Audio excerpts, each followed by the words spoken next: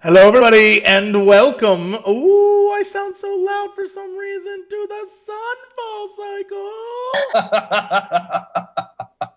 Oh, hello, gang. How are you?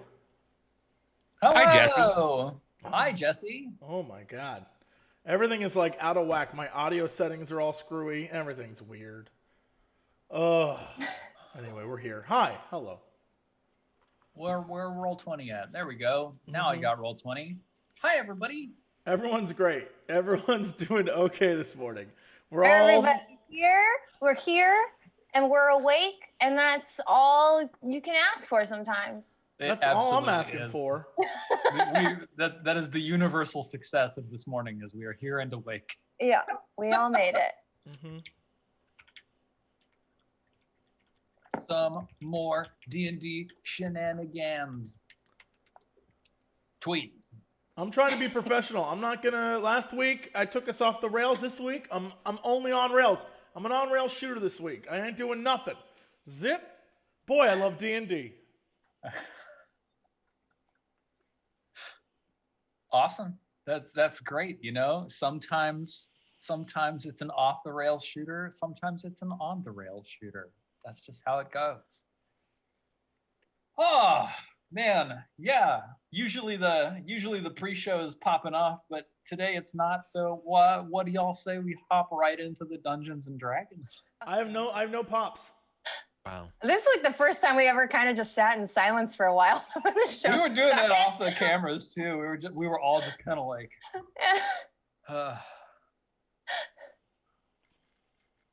I got nothing to say. I'm not starting this. You're not gonna trick me into this.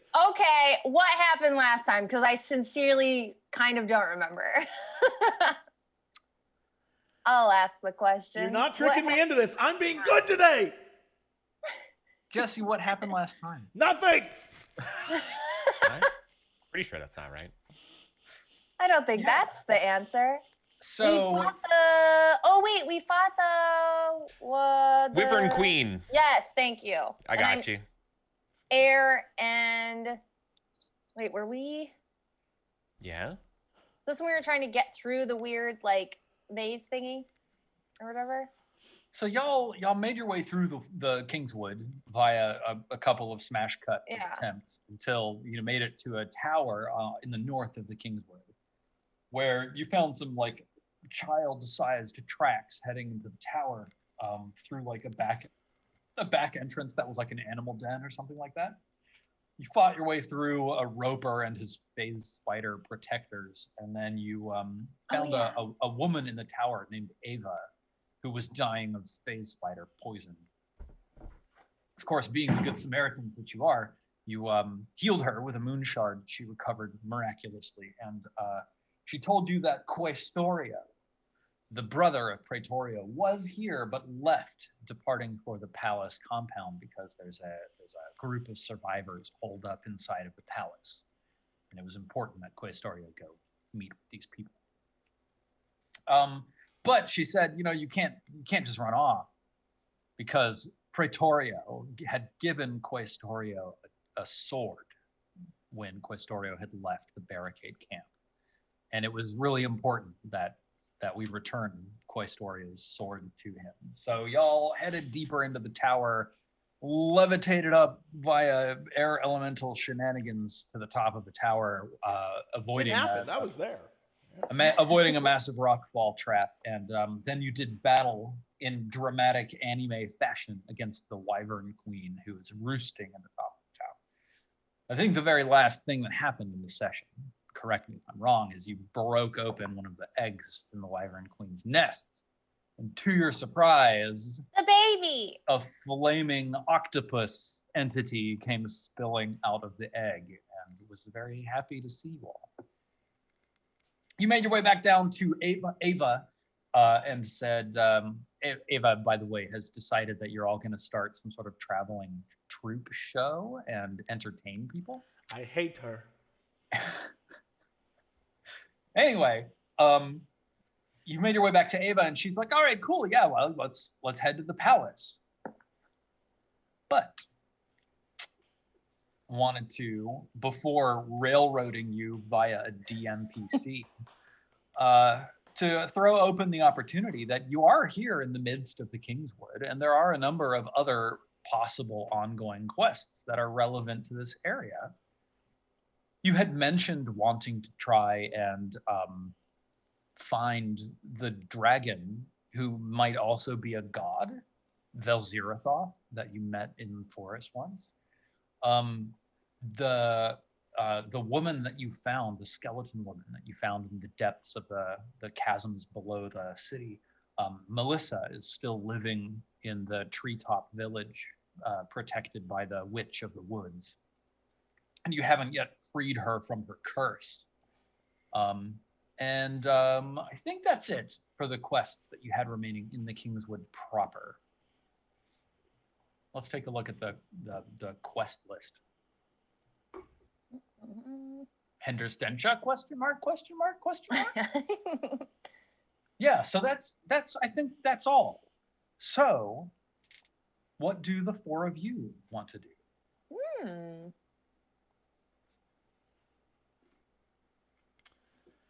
I mean, it seems like the Questorio and everything else is sort of pushing us back towards the palace, right?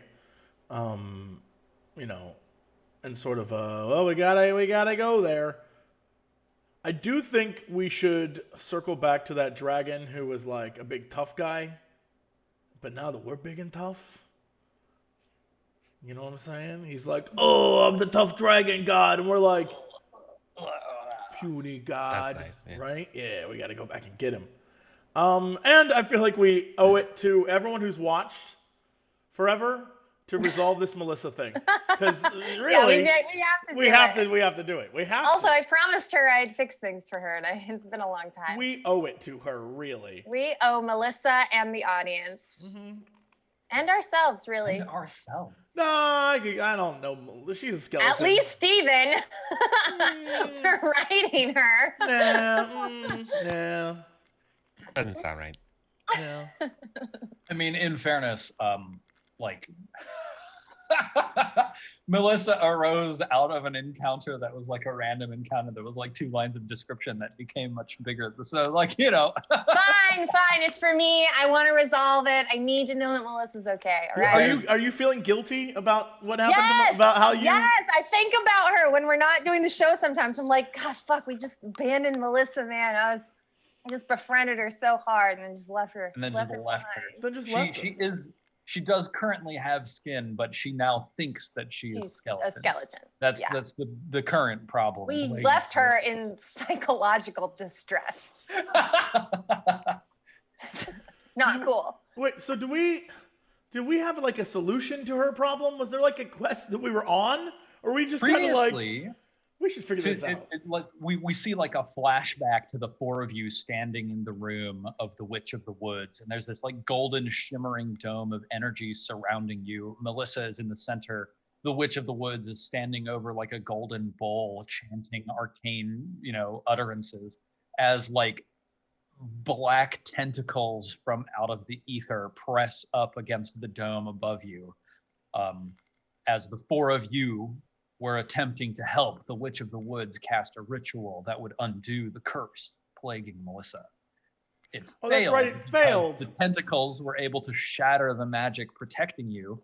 And I think the Witch of the Woods commented that the death druid Ursa was exerting too strong of an influence over the healing magics, and probably that this ritual couldn't succeed until Ursa was dead. And we did that. You did that. We should be able to just go back and do the ritual and like fix this problem, check this off, and literally we don't ever have to talk about her ever again. Yeah, this should be great. This is like when you do one of those like complete a quest while doing another quest. You don't even think about it. You go back to town, and the guy's like, "You got my 10. Thanks for the fur pelts." Yeah, and you're like, you got my 10 10 pelts, and you're like, "I didn't even know you needed these, but like, take them." Yeah. Let's do that then. Okay. Yeah, let's do that then. Let's do it. Yeah. Yeah.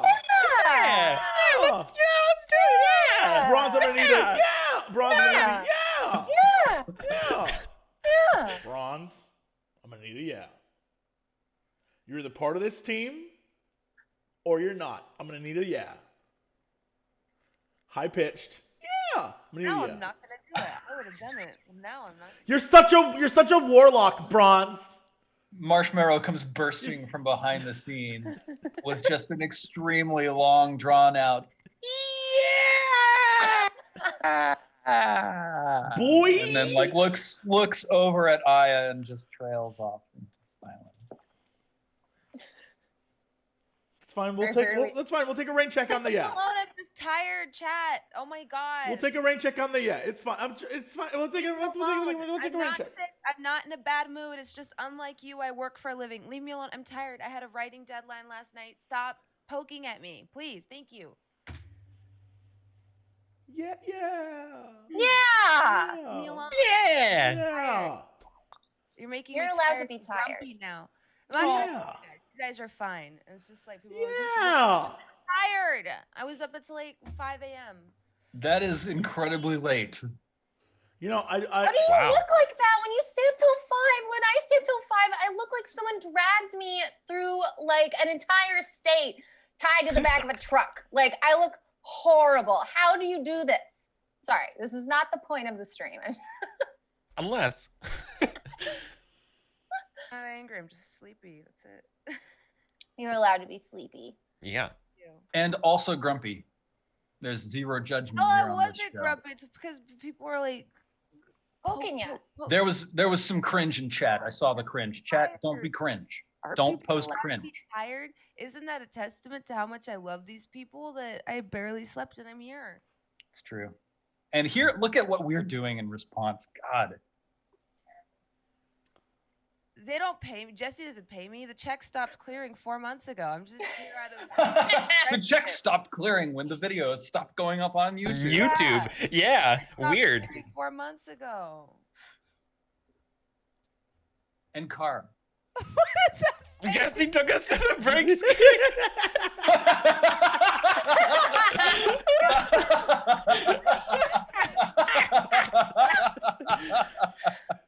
That's amazing. You guys thought you weren't getting That's- a pre-show. Yeah. And I would like to head towards Melissa, please. Wait. I was going to ask you. You are usually Wait. the hero in charge of navigating the crew through the forest. Would you like to lead us in the direction of Melissa? Yeah. I'll do it. Oh, it's mirrored. What is happening with you? What, Eric? Jesse, are you your camera, you're so symmetrical the way you have your camera set up that I could not tell what's on your left, because when I look over to your left, there's not what I see in the picture, and I was freaking out. I didn't know how you were doing it, but you're actually mirrored. Jesse just has an incredibly symmetrical face. No, your camera position is like so perfectly centered that I didn't even pick it up that it was mirrored. What? Eric. I get You have a excited. beach on over your right hand shoulder. Eric. Okay, it looks like a beach. What? Eric. I think that's his left-hand shoulder, unless his camera's. This direction is what you're referring to? Yeah, that direction. That door is just closed because there are people working back there right now. Right. We're running a business here, man. Look, don't worry about me. That's fine. It's totally fine. My brain's whatever. Anyways, yeah, let's go help Melissa. And What do you say, Kara, team? Yeah. please navigate us. Okay. Move our character cursor around Smooth whatever direction navigator. you'd like it to be. Where's she at? She's in this little. Navigator. So let's see. Melissa is over here. Where's my girl? Navigating. Oh yeah, I thought that's it. Yeah, dude. Nice. I did know. That makes me feel excited. I know something. And Okay. Yeah. Let's. Velziratha is right here. Oh, guys, we could just crush Velziratha on our way to Melissa. Speaking of two quests, Or we could go around. Shit. What? do you I guys think want? he's not really an issue because he's skewered to the earth. But there's Sade? I remembered y'all discussing. You've read a couple of things about like gods and the nature of godhood and like some things like that, and then y'all were like, I think it was off the back of the recent research from Leander, which you ask, what is the Death's Head? Blanc, there's it if you want to look at it. Whereas Leander was sort of musing about gods in the beginning of this, and then he revealed that the Death's Head is the like materially summoned corpus of Azi Dahaka, who, because you ripped his soul out of him and then subsequently fed it into the strange celestial orb inside of the skull, deep Which will have under no the earth. ramifications whatsoever. Yeah, Ozzy Dahaka is dead. And then y'all kind of went like, hey, wait a minute, we could like go ask Velzirathoth like more information about gods or stuff. Or maybe on the other hand, we just kill him. We just nuke him on the way to Melissa.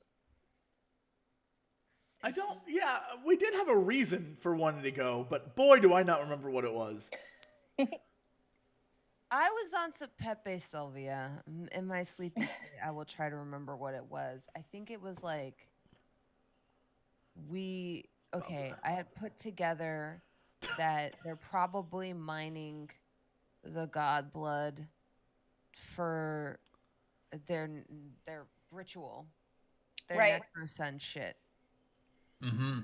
Because it was like, oh, to resurrect a human, you need a diamond. To resurrect a god, what do you need? And I was like, crystallized god blood, maybe. I don't know. Because there's red crystals like that were being mined out of this bro's head, right? Am I crazy, Steven? They weren't crystals. They were like blobby clumps of red goo. It's what he was feeding people It was in the ether. church to make them turn into monsters. All of the threads that you're drawing here make a lot of sense. There's a lot of reasonable assumptions being made.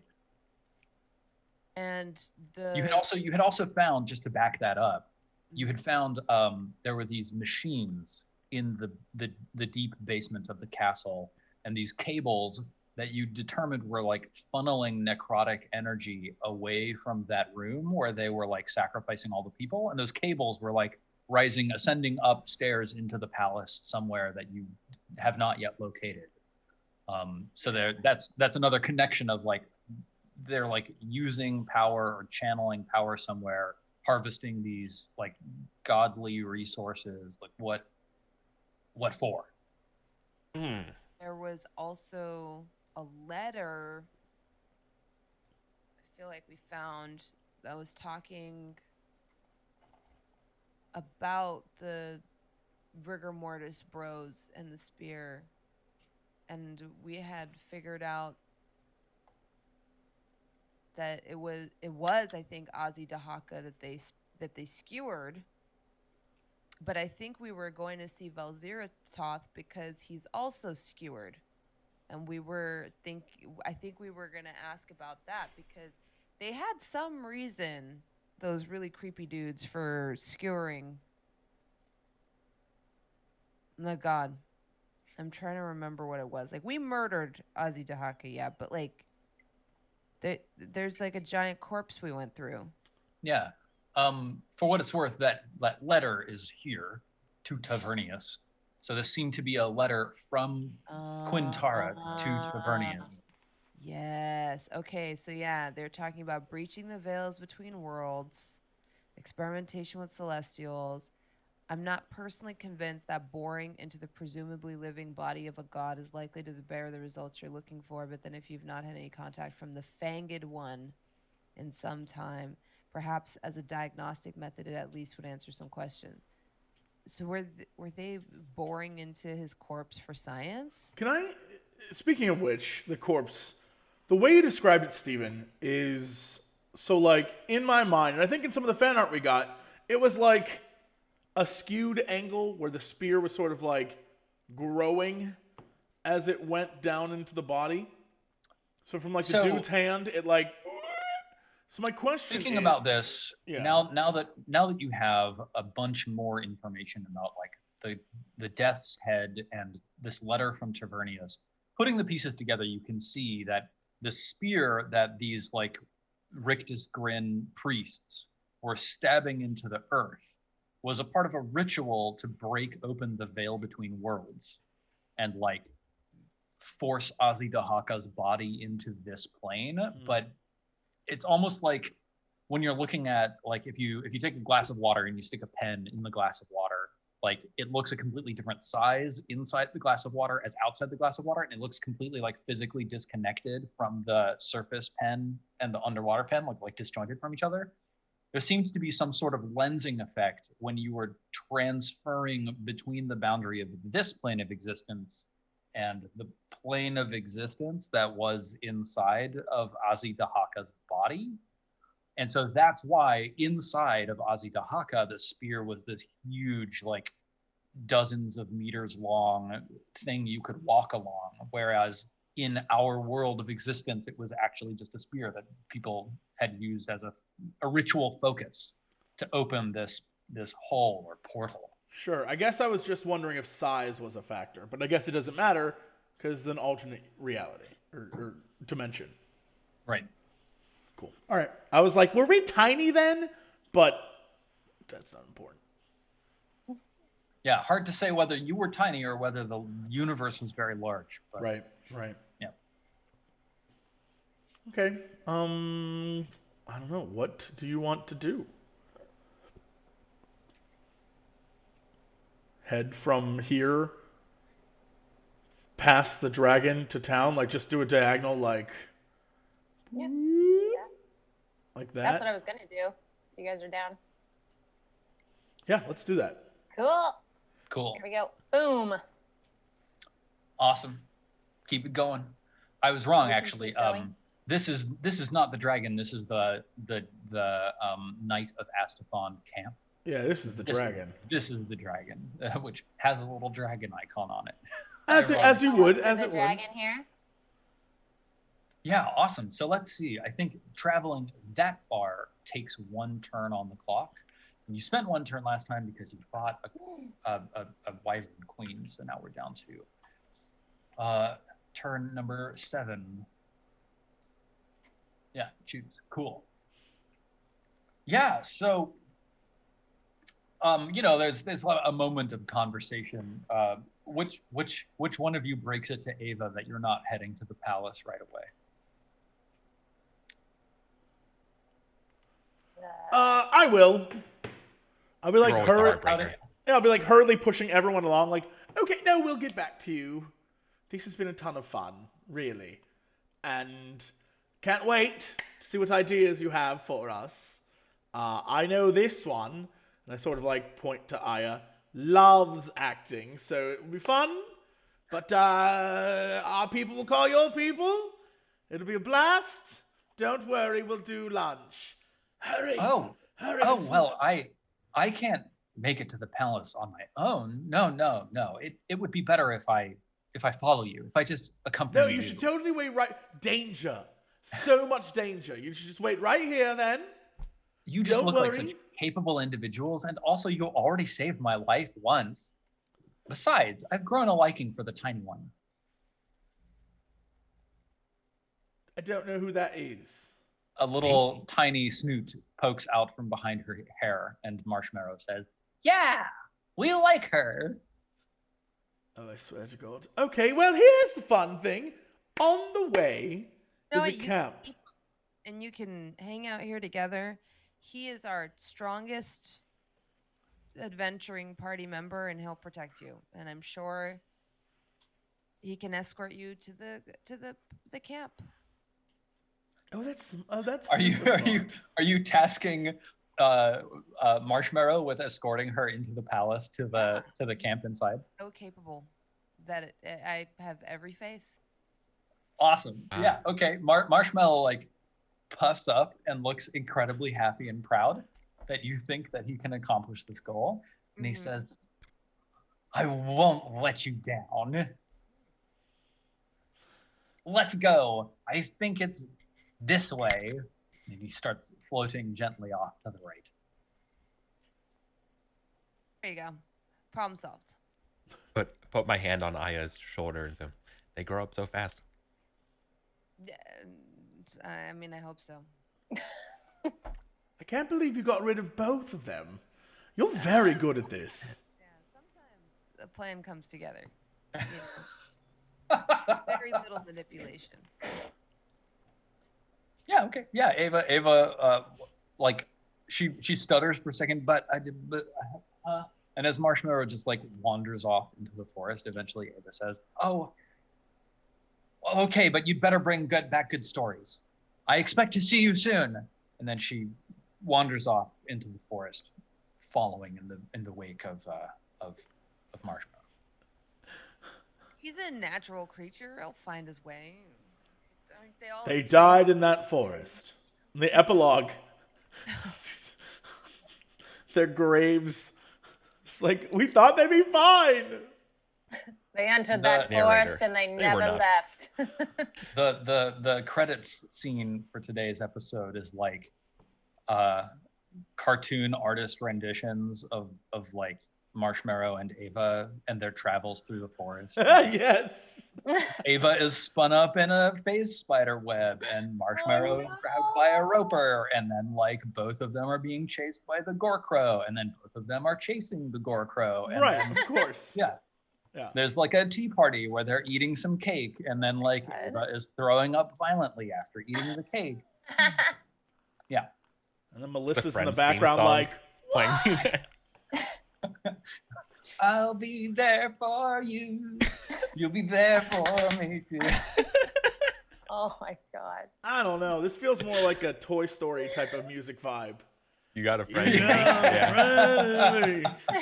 Randy Newman. Yeah. Good for every situation. As the four of you are wandering the forest, thinking happy thoughts of the post-credits scenes that are going to play in an hour and a half or so. Slowly the forest grows darker and darker as the trees grow larger, and like Spanish moss starts hanging from the branches and creating these curtains that you have to like slide aside and hack your way through thorny branches. You don't run into any, malicious creatures as you're on your way here, but after about 10 minutes of marching through the forest, you realize that everything has gone just like completely silent. You're not hearing any bird calls. There's no sounds of any like crickets or anything.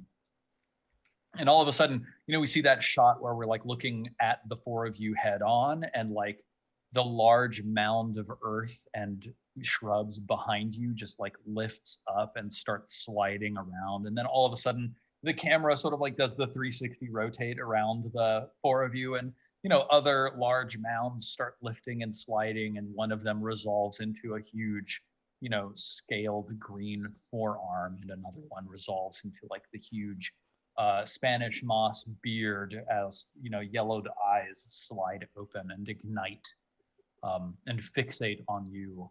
And Velzirathoth speaks and says, "What is this? A little knight has returned to me. Have you come to kill me, little knight?" He's looking, of course, directly at Kairos.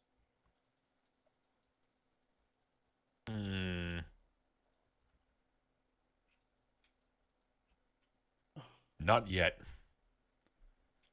He just nods. He stands up, and you can see, like, pierced through his breast and it sort of erupting out the back of him, this rune engraved spear that's like glowing with, it's almost like two lightsabers like clashing and sticking with each other. There's like this constant ongoing crackle of the runes on this spear. He just leans back and gestures to it, and he says, "I look forward to the day that someone can end this agony for me. What do you here?"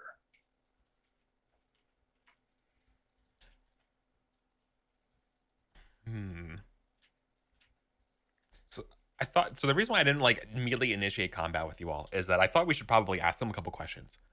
I don't have some space for that, but my brain is drawing a blank right now.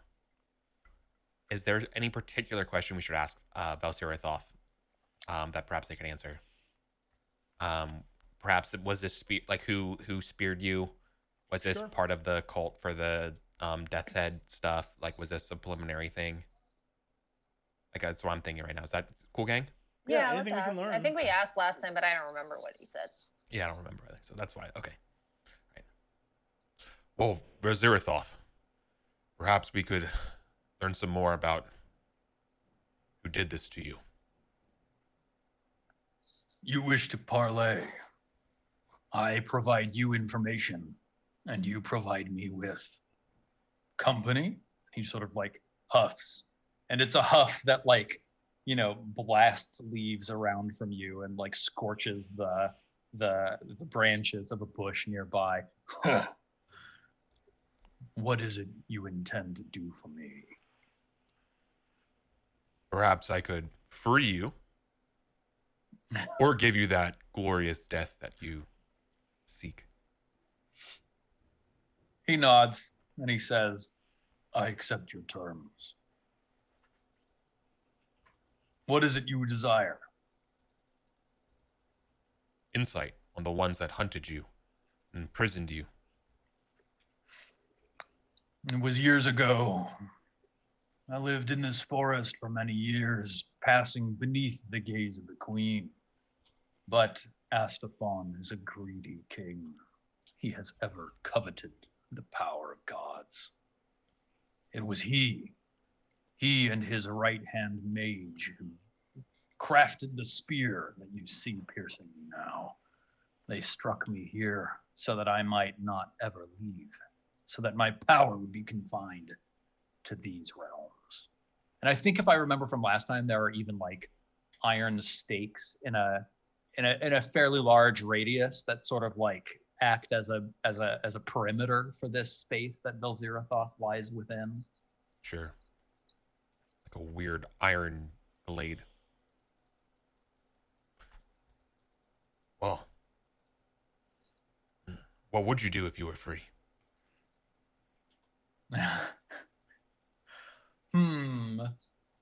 Wouldn't he just eat everything? Doesn't he want to feed? He wants to feed, right? To eat. He's hungry. He's a hungry Belzeroth. Yeah, I think he says something to that effect briefly. He says, I have not hunted in years, and my belly lies rattling against my rib cage. I would feed, but then I would seek out and kill the ones who did this to me. Point of order. Big eyes to the gang, being like, ally? Question mark. All I'm saying is, what if next time we went to the castle, we flew in on a fucking dragon, and then that dumb bee up there who's like, get the micro dragon chomp fed dead.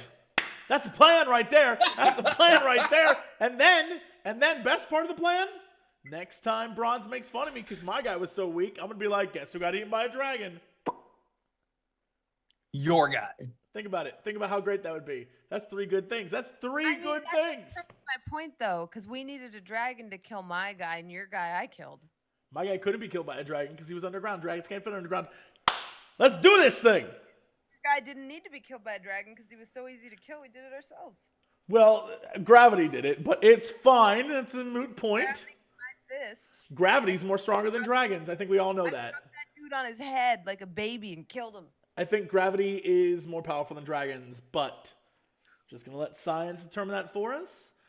And we should move on to the part where we kill this lady with dragons. Right. All right, so we're all on team free this thing and just see what happens. Oh, he's going to try and eat us, but like, it's cool. It didn't go well last time. Look, but yeah, like let's just let him perhaps go. we could regale him with a story about a mouse and a lion with a thorn in its paw. And he's going to be like, our maybe 12,000 I years feel like old. the story I've we're heard looking for this. is the scorpion and the frog. Yeah, you tell him a story That's about the wrong fable. I think we're looking at the wrong one. Frog. Yeah, I think we're closer to that here. We're about to get a scorpion for sure. Frog, why aren't you crying out in pain? Because it's Wednesday, my dudes!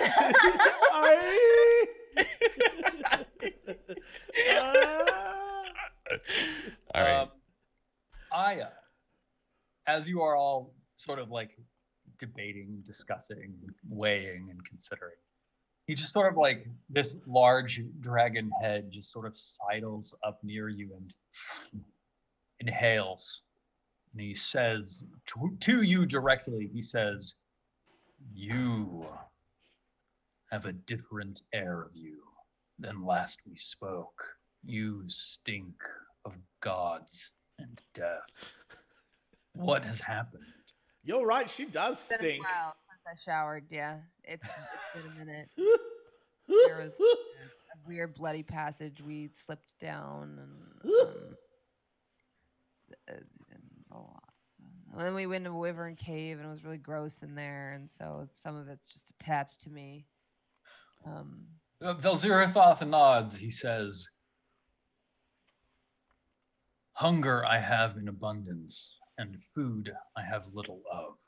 But I know the luxury of a good bath. That I have in plenty."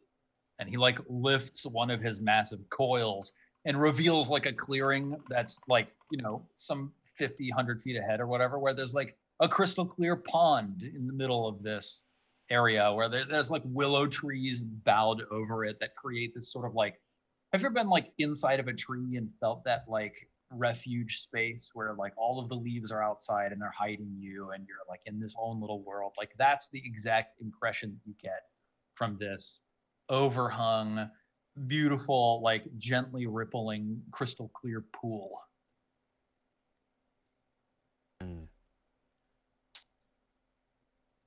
Oh, great scaled one. If you could indulge us, what do you know about? Zerathoth looks at Aya and says, "What is the appropriate form of address?" "Yes, please continue." What could you tell us about an old human god of the moon named Saloon? Saloon, goddess of the moon. I know her only vaguely, shattered eons ago.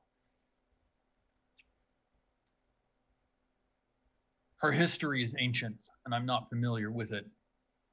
But I know that deities are often formed in balance and both reflect and magnify each other's glory.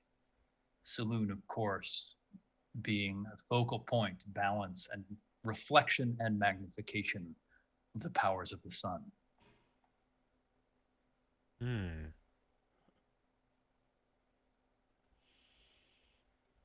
We don't know the name of the sun god, do we? Does he?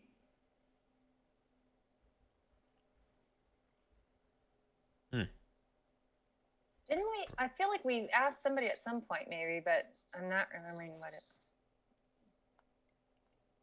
who it was. Remember? Well, we did ask Leander about Sa'ilun. Yeah. But that we assumed was Saloon. Yeah.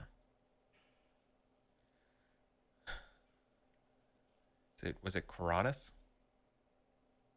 Koranus seems to be a god of something else. Korone. Right. He's like the god of. He's like the generic creator god, I think. Let's see. You actually do have some information about like Koranus and Sa'ilun and Azidahaka. True. Yeah. Yeah. All right. Azidahaka was some warrior king. Yep. And Koranus was like a healer god. Who banished a plague from the land and whose body disappeared as he ascended into godhood on the third day.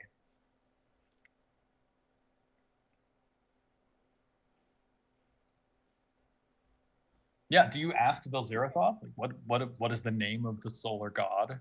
Yeah. Yeah. Now that we don't have it. Yeah, he snorts and says, "Most humans do not give him a name. His name, such as he is occasionally called by name, is Solar." Solar.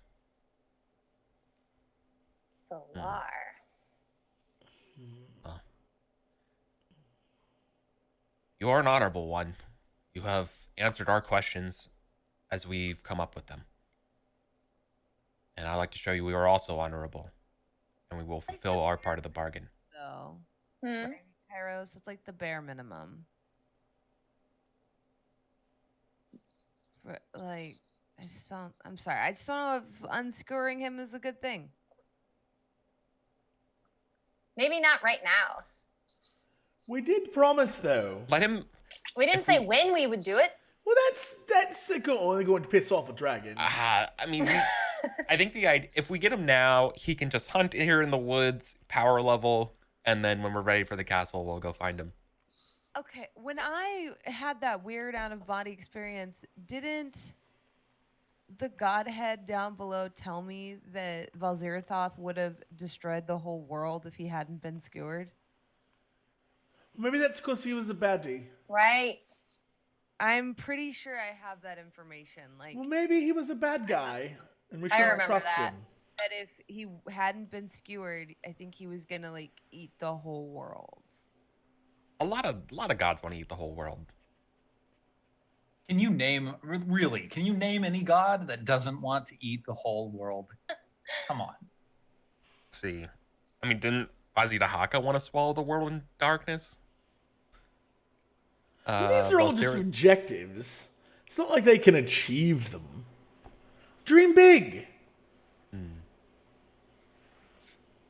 Is there some like thing we can do to make sure he cannot eat us or hurt us? Or something? Is there a thing we I can do? wonder, All right. like a spell or like I don't Super know. swear on my pinky that you won't kill us. I don't know. In order to discover that, I think really you'd have to examine the spear, and like that would be your avenue towards like some sort of conditional release. If you could like modify the binding spell on the spear so that like it did not bind him to a location, but it bound him in behavior, like maybe there's an avenue there. But yeah, you'd have to examine the spear to understand whether even something like that would be possible. Should look at it, right? I think we learned last time it's a magic-y thing, so I don't have anything that can like roll well on it. Do we know anything? What I'm trying to remember what we learned about the runes when we're like inside of the thing. So I assume that has some kind of. I mean, they were arcane runes, and so you had to do an Arcana check. I recall. I think. Mm-hmm. And I know I don't got that, so. Oh, I do. Well, I think I would be. I've already kind of indicated that I'm. My intentions are going to free him, or at least going to start. And I would love to know what it would take to free this guy. Yeah, I can roll for Arcana too. I have a good. Should we do that? Just look at it. Look at the runes again. Yeah, we're not saying we're pulling it out yet. Let's just read the inscriptions and see what it takes. Yeah, totally. Yeah. Never mind. And Kara, give me a nature check. Okay. Wow. Jesus, I'm getting all the bad rolls out of the way, guys. 1 and a Wow. Yeah. Unfortunately, Ankara, like the spells laid into this spear are so complicated that from your perspective, only the original author of these could possibly hope to either undo them or alter them. Fortunately, you know who the original author is, and she's living in the tower.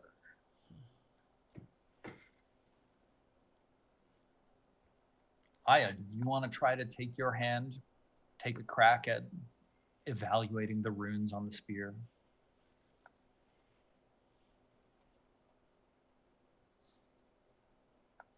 Sorry, I think you're muted. Not a language. What? You weren't coming through. Maybe the mic wasn't picking you up. Are the runes like in any language? They're arcane runes, so they're more akin to like a mathematical formula describing the flow of magic. Oh yeah, absolutely.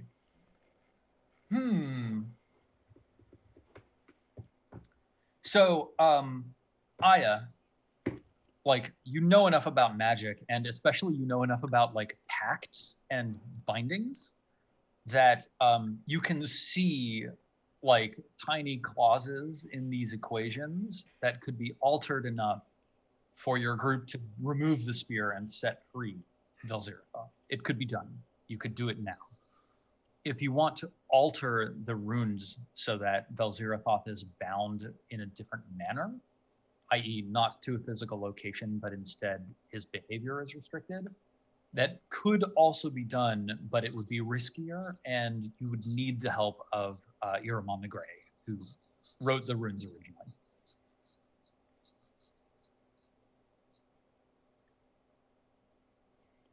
Thinking.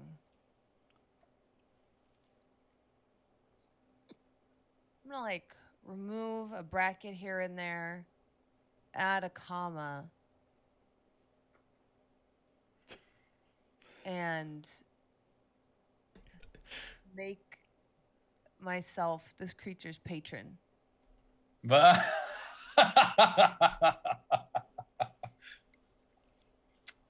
Yeah. If I can. I love this. It's How incredible. is this gonna work? How? How How is this I gonna don't even work? care. I'm just excited to see it. I love that. This is gonna end so badly.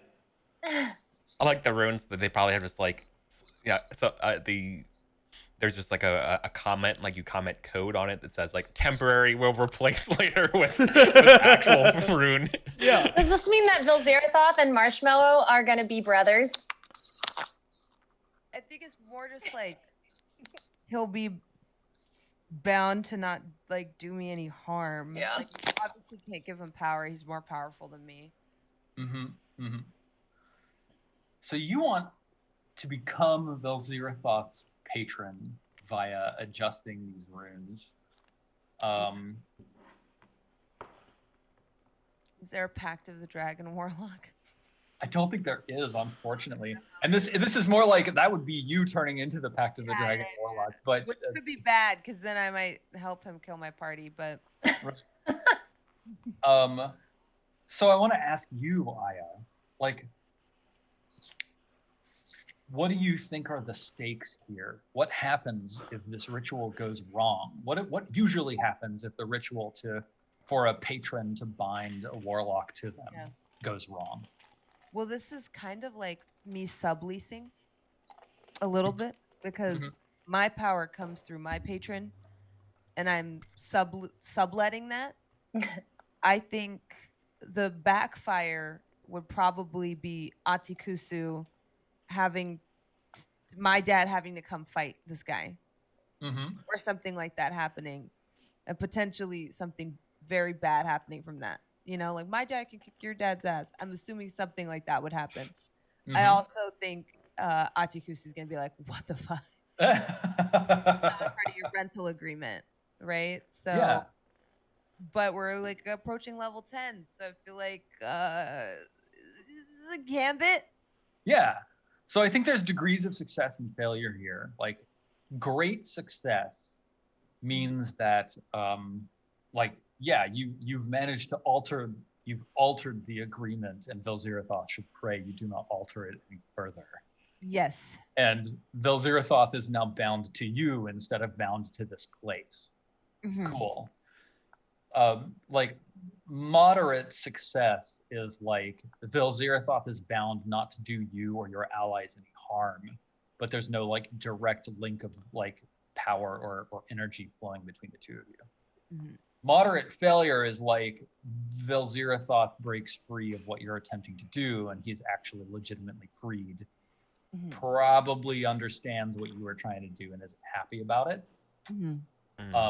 Great failure is like Velzirathov begins just like, it's like what you're trying to do is you're trying to open up like a faucet and let through a trickle of power that you're taking from Atikusu through into Velzirathov in order to bind him as your warlock. But if he manages to get his claws on the faucet, then he can just turn the whole thing on and drain Atikusu's power, forcing a confrontation between him and Atikusu. Yeah. Well, I say go for it. Yep. Yeah. Okay. Are you so like one? Are you telling Watch the this party that this backfire, is and now I'm a level 10 warrior. right? Yeah. No match.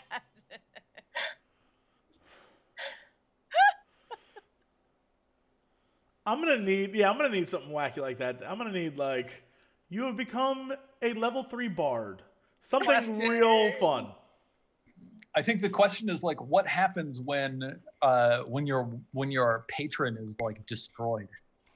What happens to a warlock's sense of power? Is there like another available patron? Is there a class change in your future? Who knows? Lady We'll with figure it out. shows up and says, "So you've lost your patron. Well, I'm here to help you find a new one." Right. Yeah. Yeah. Clippy. Cool. I like this. Are you telling the party that this is your gambit? Or are you presenting it to them like, no, we're gonna remove these runes so that this guy's freed? Low wisdom, high int. I think Aya just understood it to be like, oh, we just want to release him and not have him kill us. I could do that. Sure. I'll do what the party asks. You know, they don't need to know the details. It's fine. You know, if I get consumed or something, they'll figure out that I fucked up. But it's fine. Okay. Let's see. I'm gonna get a token so that we can represent this this abstract conflict, metaphorically speaking. Oh yes. Ah, the lovely pinkish glow. Let's see. Yeah, I think this one looks good. Here's the dragon Velzirathoth. Mm-hmm.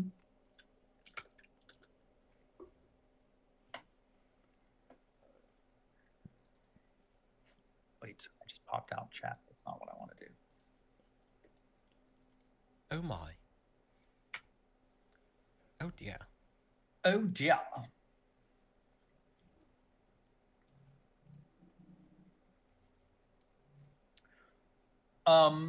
Aya, what do your companions need to do? What is necessary from your companions for this ritual to meet with success? I think two things. Probably going to have to restrain Velzirathoth because he might become aware of what I'm doing when I begin altering the runes, and he's probably going to try to mess with me. So I'm going to need them to maintain a semblance of that. And also there might be like arcane feedback, because sometimes when that happens, like, you know, things spawn. Yeah, cool. Yeah, let me see here. Shoot as Tim. I feel like that's probably like the two ways that synaptic feedback of a tentacular nature.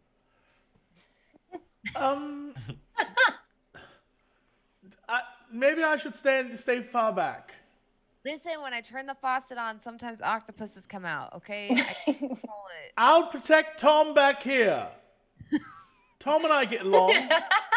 And like Sark like slaps one of the tentacles away.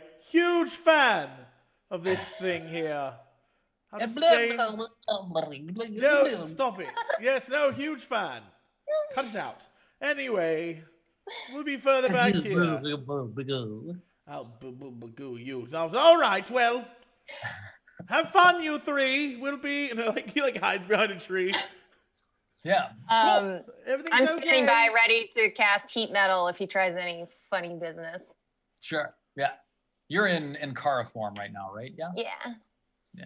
Let's pull Ankara over here into the center of the group. Okay, fantastic. Then I think that as the party gather around, Aya, like, what does it look like as you're preparing to start manipulating the runes on this? Are you like grabbing it physically? Are you standing 10 feet away and like weaving flows of magic in its direction? What's it look like? Yeah, it's more of like a 10 feet away. and like it's like I pulled the runes glow for a moment, and then I like pull them up like a giant swirling pattern, and I start to like manipulate them. Like I said, Yeah. just adding like a comma here and a bracket there to like change the meaning of them. I love it. Yeah. Chalkboard. Like those Um, geniuses in those movies where they have like the giant mathematical equation on a chalkboard. Yep. So Velzirathov, as you step up and you begin like summoning the flows of magic that reach out and begin scraping runes off the spear and bringing them up in front of you, Velzirathov sort of like huffs again. And then he says, I didn't scent it before. You are one who contains complexities. I smell the soul of the dragon within you.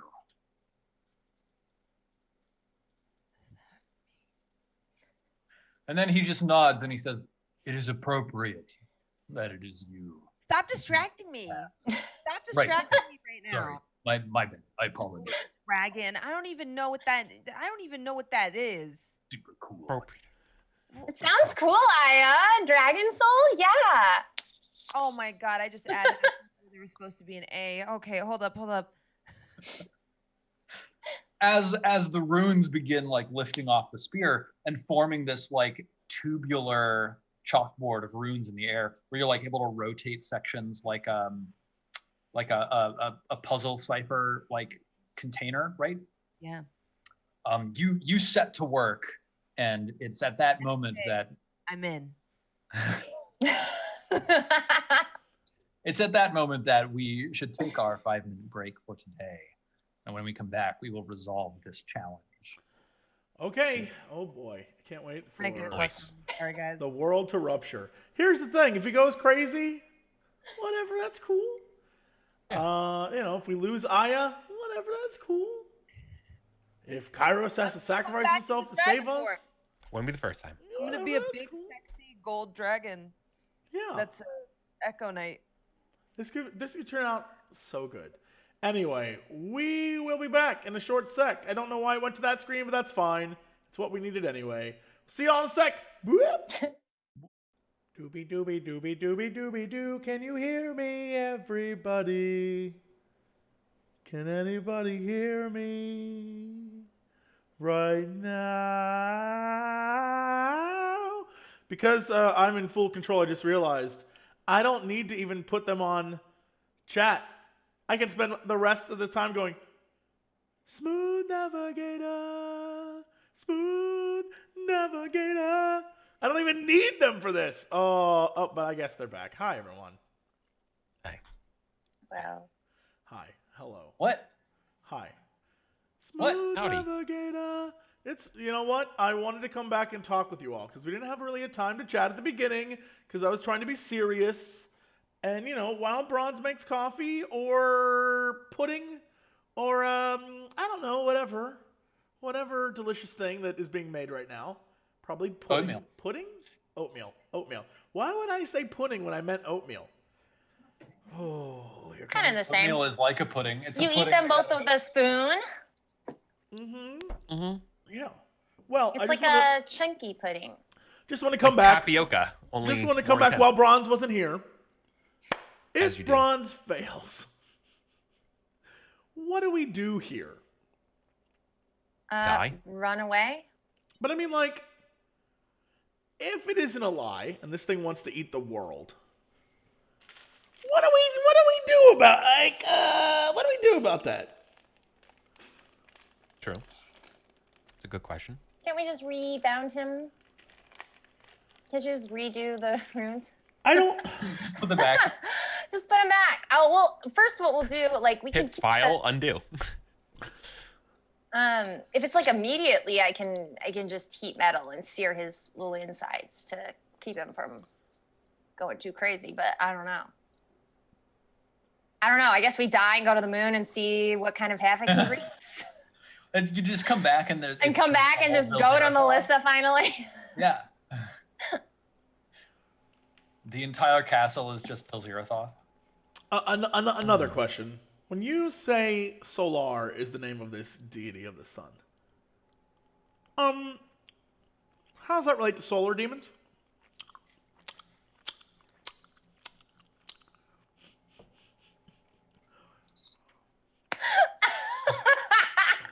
I don't know why that's so fun. That's the funniest thing. What a question, Jesse. How does that relate to solar demons? That is for me to know and you to find out. So you're telling me that my sassy eating of Swedish fish is not inspiring you to just tell us? Oh, damn, I gotta go Jesse, get my I Swedish swear to fish. God, if None. Tim Tam and Tom are imperative to us, like, succeeding in this Swedish thing, fish. I'm going to rub it in your face so hard. It's not a Jesse thing. Jesse loves the Tams and the Tims and the Toms. Oh, really? Sarek is just a Mm. bastard. It's just him. Okay. I play what I like to call a character, Brit.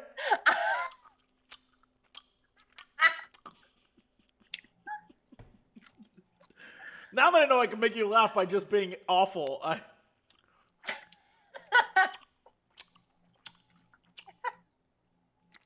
Is that a It's big... so obnoxious. I love it so much. It's like so pointedly irritating. Wait. Unnecessary. What do you have? Do you have a big one, Steve? Do you have like the big boys? Giant Swedish fish. Oh! I've got the Zuraboma. You're a woman. Man, I'm jealous. Can I just say, once again, What is that? Sweet bears? What is that? What is zero? What is It's zero? sour or something, but I'm gonna look it up. Sour. I had this Sour conversation, bears? and it's like one of those things that it feels super douchey to have this conversation, but every time I do, I'm like, you know what? I believe it. Every time I talk to anyone else from around the world about like what food they're eating or like I always realize once again, the quality of American food sucks. Just sucks. And I know Very it's like bad. I know it's like it seems like kind of a douchey thing to be like, well, American food's, but like I'm telling you, it's just true. It's just It's true. not a douchey thing. Like, our country allows like at least 100 something plus like ingredients and chemicals and shit in our food that like other countries just banned because it's bad for you. And the reason why I thought this is because I was about to say, I love Haribo. I think it's great. But every time I try to get in the States, it doesn't taste the same. And No, a lot of the stuff doesn't because it has extra stuff in it that's not allowed like other Words are- places. but that's what I'm saying. Like, it's crazy that Yeah, like why couldn't they it's just not ship good. this exact same thing from like the UK here?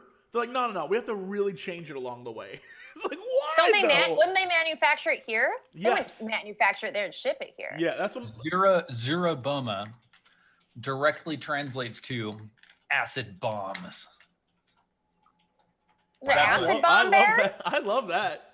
I'm eating Haribo acid bombs. Are they sour? Is that what it is? Is it like a a little bit sour? Yeah, Sour Patch They're Kid? supposed to be sour. They're not quite as sour as like the sour gummy worms that you get. Like in- maybe those old Warhead candies.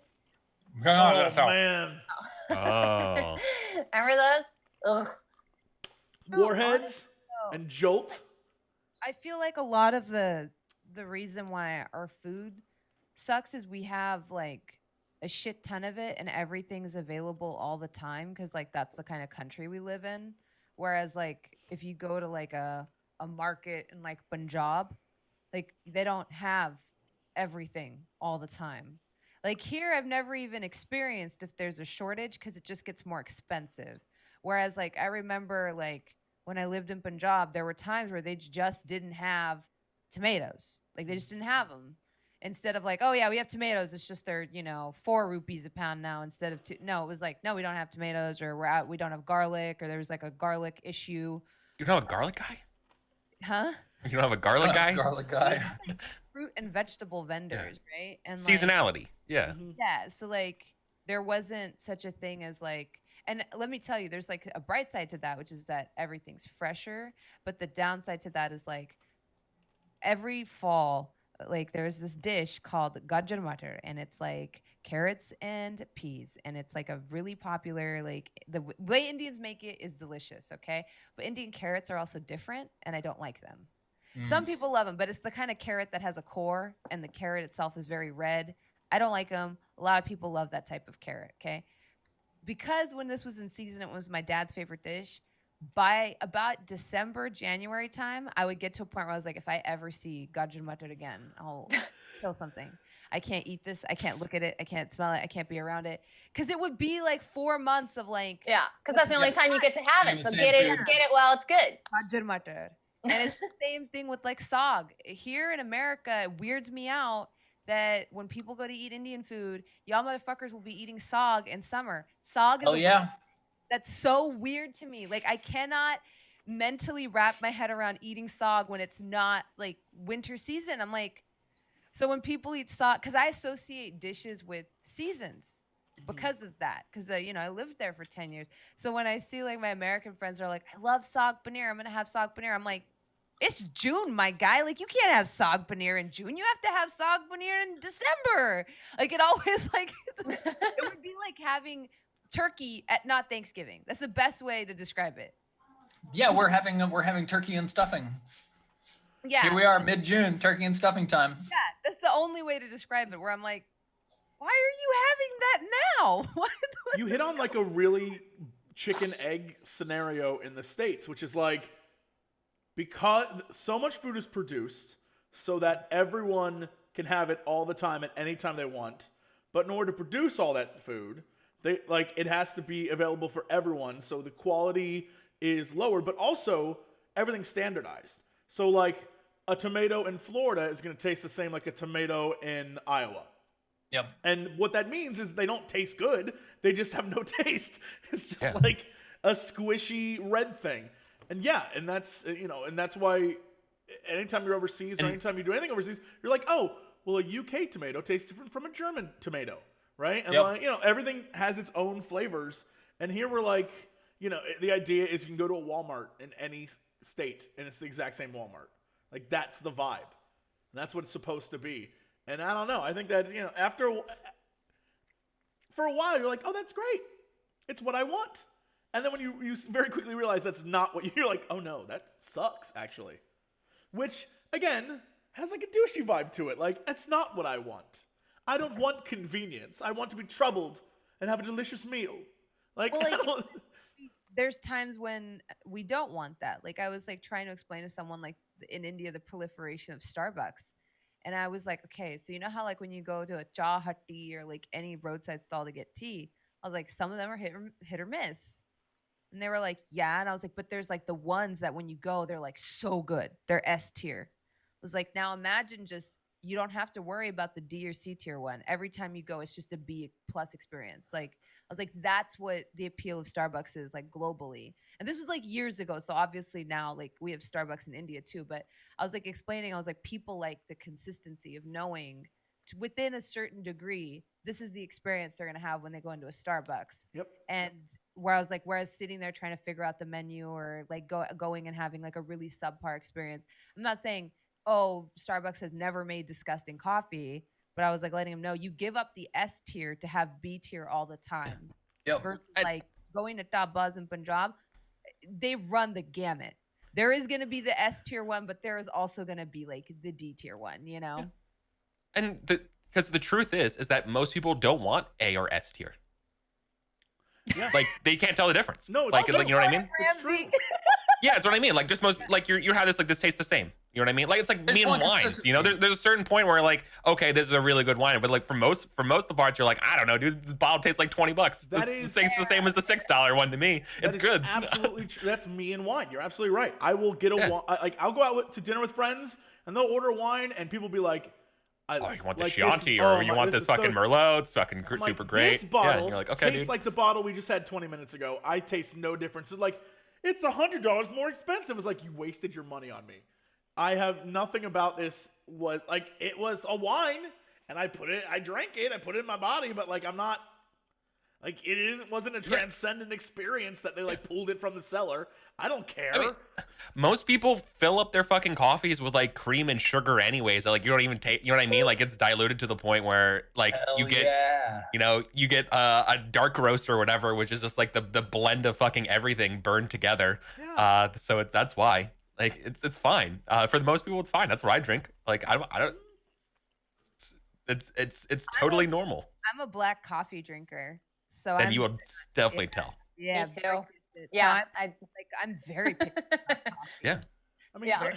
let's be very clear. Most Americans, especially parents, grew up on like instant coffee that wasn't even coffee. So like American coffee tastes are like all over the place. So that's why we're like, yeah, whatever. Starbucks, it's fine. It's still popular. I try to tell people like good luck when you order coffee in India, because when I was there, like the Nesquik or the Nescafe, like the instant coffee was very popular, and they Yep. usually, You think coffee in Europe is like good and shit? No, it's all Nescafe. Yeah. yeah.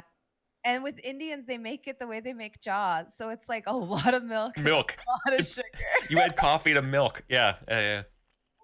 I think the biggest like coffee whiplash That's I had good. was when I went to like Korea, and even like the Korean grocery store around the corner when I go there a lot to shop for other things, and I'm like, I need coffee, and then I remember that like all of the coffee in that grocery store is instant. Mhm. Like that's the way it's generally done. Like there's coffee shops obviously, but like the standard is like instant coffee, and I'm just like, I can drink it, but I don't want to.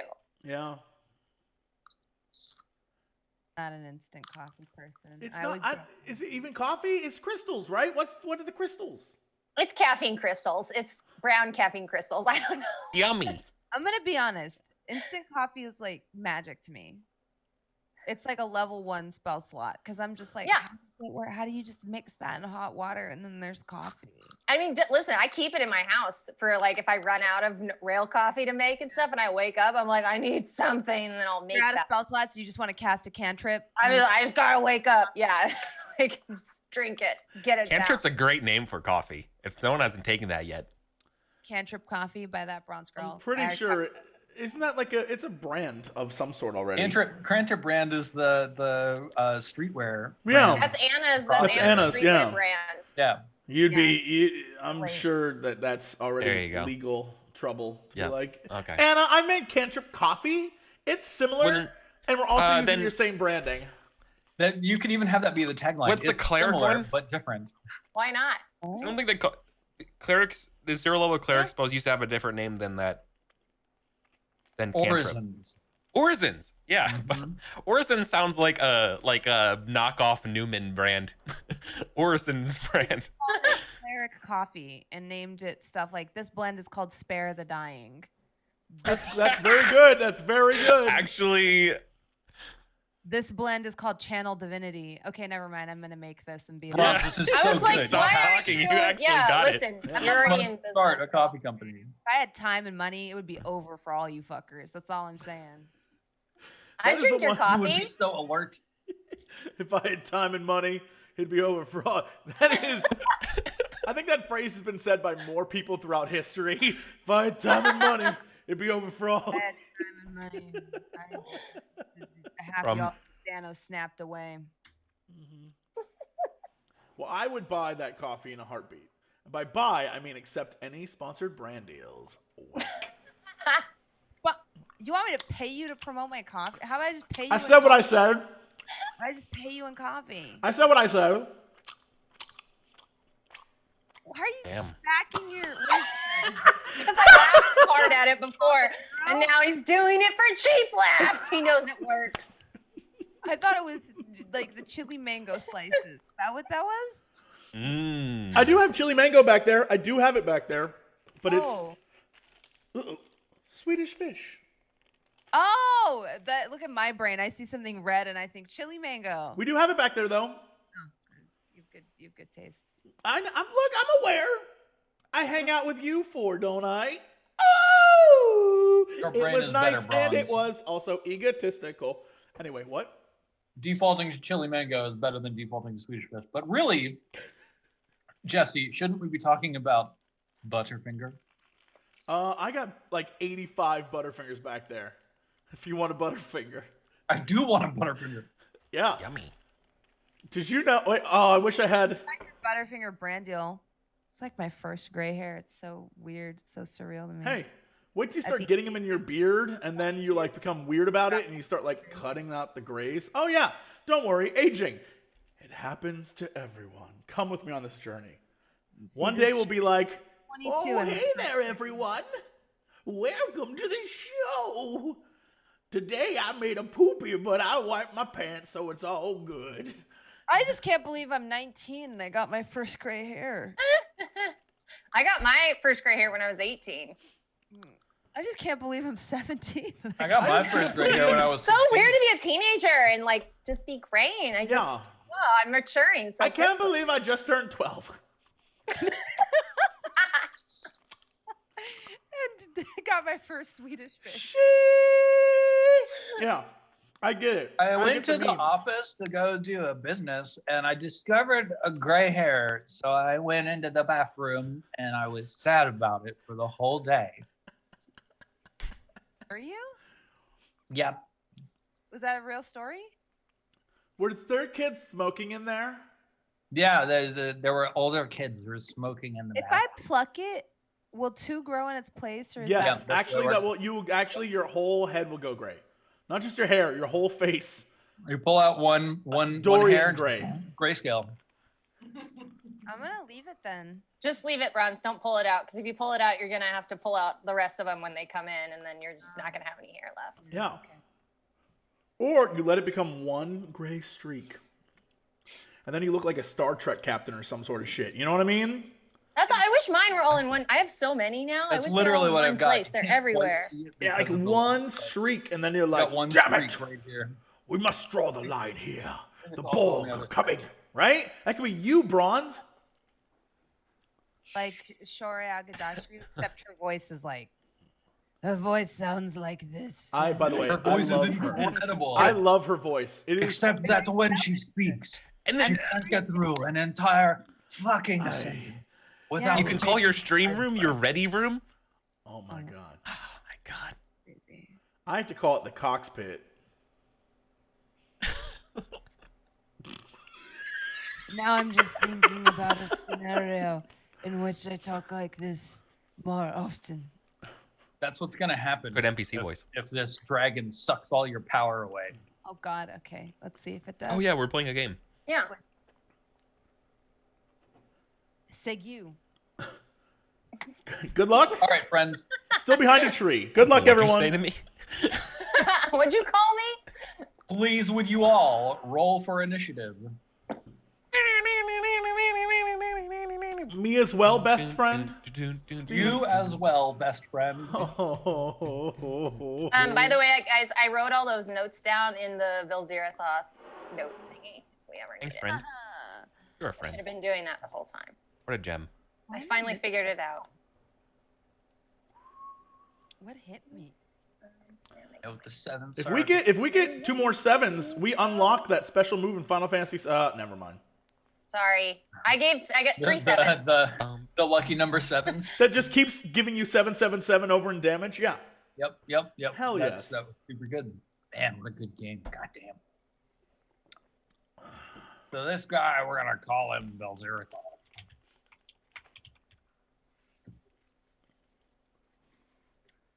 And let's see, roll. Wow. Okay.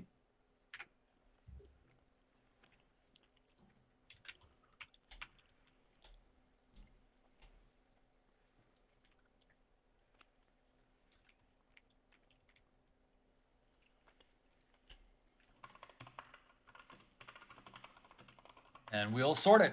Cool.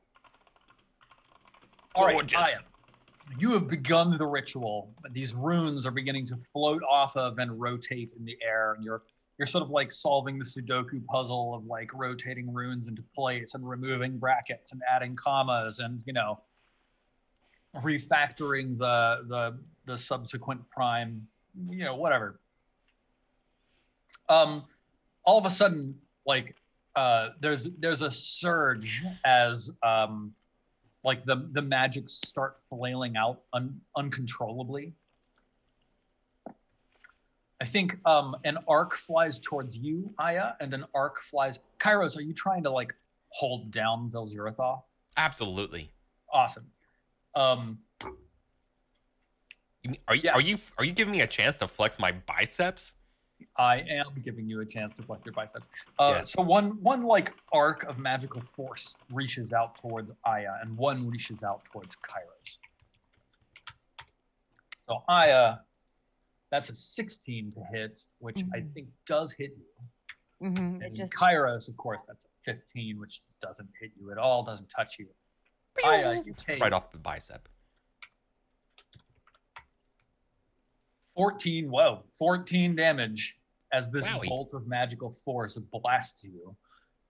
It doesn't like distract you or anything. It just sort of like, it's not a physical impact. It's a psychic damage actually.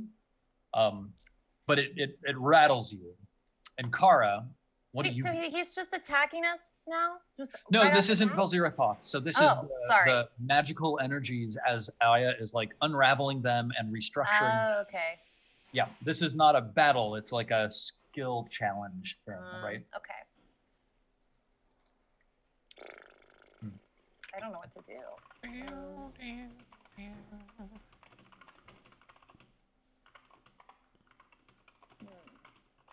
So yeah, you can talk to me about like whatever methods you are using to try and help the situation, whether by aiding Aya in the work that she's doing, or restraining I'll help. Vel'Zirath, or I guess I'll help her for now because I'm kind of there just to like control him if he gets out of hand. provide moral support. Whatever. Are you gonna Yeah. heal her, or are you Or gonna can try to I- like lend? Oh yeah, your I should. arcana? You need healing, right? Yeah, she needs healing. Yeah. need Let's healing. do. I need healing. Let's do a moon. I'll break a moon shard. Cool. Yeah, absolutely. Wow, 20 healing. Damn, very nice. Heal my friend. And Kara, would you please roll 1d6? Mm-hmm. Nice. Yeah, so the healing sort of like re-steals Aya's resolve and helps her push through a tricky section of problem solving. So you might see, if you look very closely, there's actually 2 bars on top of Vel'Zirath now. A blue one representing like the magical energies spinning out of control, and a red one representing, Aya and thus the party. I'm looking so closely. Is it microscopic, or have you It not is revealed it microscopic, yet? actually. Here, now you can see it a little bit better because it's on the white portion of the screen. That isn't correct. I think it's on your layer, my dude. Oh wait. We're gonna click C on both of those bars and save settings. Hey, there we go. Boom. Cool. So Ankara just broke a moon shard, did some healing, very good. Mm-hmm.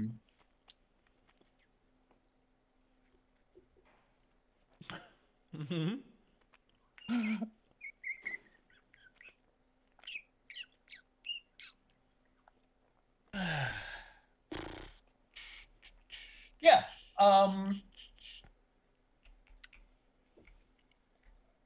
Let me think. What kind of saving throw would this be? Constitution, Strength, Dex, Con, Intelligence, Wisdom, Charisma. Would all 4 of you make a Charisma saving throw? DC 10. Even from hiding behind a tree, I have to make a DC charisma. 10. DC Charisma. 10. Even from hiding behind a tree, you've got to make a DC 10 Charisma saving throw. Hold. I can Now, make a barely. throw against steak knives, please. Dexterity. Charisma. Oh, charisma. Sorry. You dodge out of the way of charisma. I don't know what I was like. I was said looking steak at it knives, and and you were realized like, I "Yeah, didn't I know what dodged was it." I don't know. I should have just looked at it. I don't know what happened to me. Cool. I dodged out of the way of charisma in the womb, and I haven't figured out how to do it. So you're all standing in the middle of this, copse of trees where there are these iron spikes, at like a 300-foot radius or something like that. And all of a sudden, you feel the atmosphere inside of this radius change, and you all feel a lurch in your stomach as your center of gravity is suddenly pulled upwards, as this spell begins warping and shifting the laws of reality. Fortunately, all there 4 goes of you gravity? hold tight enough to your sense of self that none of you go flying upwards, and you are all able to retain your current actions. Kairos, what are you doing to contribute to this effort? No mom spaghetti for us. I'm keeping this thing right where it needs to be. I'm as it Yeah, I'm just holding onto the spear. You're holding on to the spear itself, not like Velzeroth's muzzle or arm or anything like that. Ooh, actually, yeah. I would love to get on its back and do like a Steve Irwin head jaw thing if I could. Yeah, totally. Not gonna hurt ya. No, Russell. What are you doing Let's try tonight? Hey. Yeah. Oh, And so yeah, good make girl. I guess it would be an athletics check. Make an Irwin Easy. check. Hmm? You succeed. The Xerathoth is held fast, and like the stability of the creature and of the spear contribute significantly to Aya's ability to make progress here.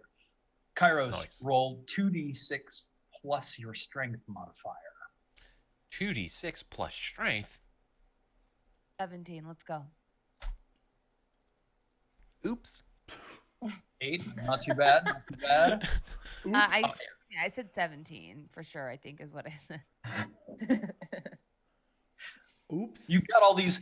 So like when the camera cuts over to you, it's like you standing in a vast plain of blackness with like golden numerals and symbols swirling around you, and you're like pulling on individual ones and like forging them into a long string of like, you know, machine code that stretches off to the horizon. What do you do to advance your position here? Okay, let me see here. I'm trying to think of like something I know that would maybe help.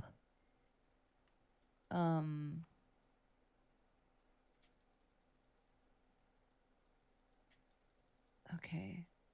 Wait, do I have spell slots? I don't. Never mind.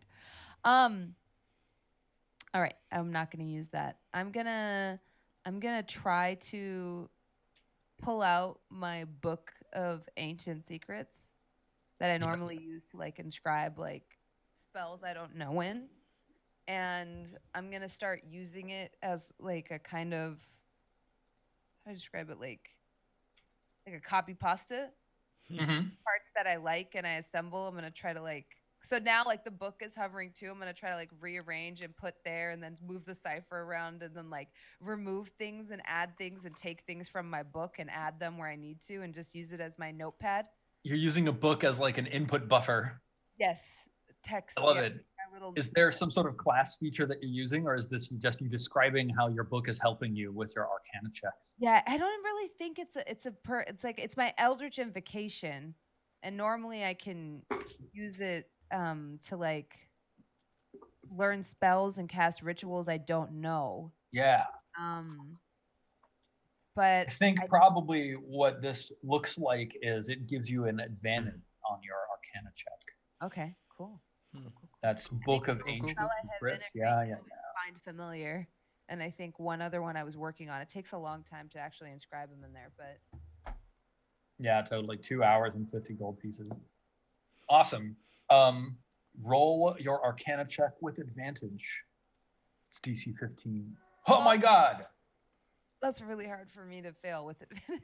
That's pretty impressive. Yeah, unfortunately, like I think you start using your book as an input buffer, and before you get the hang of it, like there's just a moment where stuff starts like backpiling and piling up, and you're like distracted a little bit by using your book. You start getting into the flow of it after that, but at the moment you're not able to make any advancement. Sorry. I open it, tentacles pour out. I'm like, wait, no.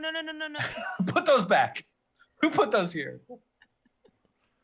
Hey, Sorry. I'm going to stay behind this tree because I have no life, and I'm going to use my last moon shard on me, and I'll just be like, "You've got this! Don't worry!"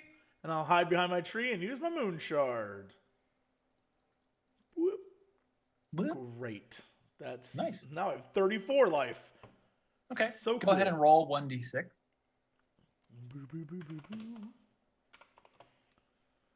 4. What does that do? Rolling. You know, the general sense of, moral support that you Helped? offer by shouting, "You've got this," and then the confidence that you inspire in your team by taking care of your ailing health pool.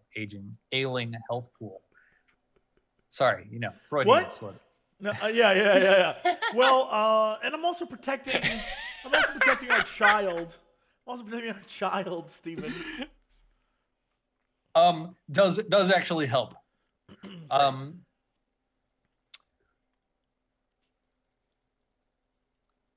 Yeah, I think Velzerathoth kind of like lashes like one of his coils in pain as the runes start flying and like the spear twitches in his breast.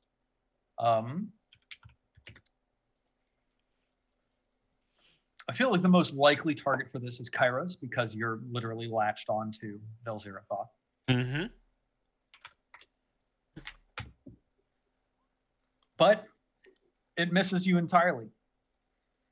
I think it's like it's that thing where we like see the coil of the serpent slamming down towards you as you grip onto this thing's jaw, and then like you kick with your leg on the ground and shove Velzerathoth's head to the side, and then the coil just slams onto the ground and throws a spray of earth. And it's no So problem. cool. Brit. Yeah. What is the card?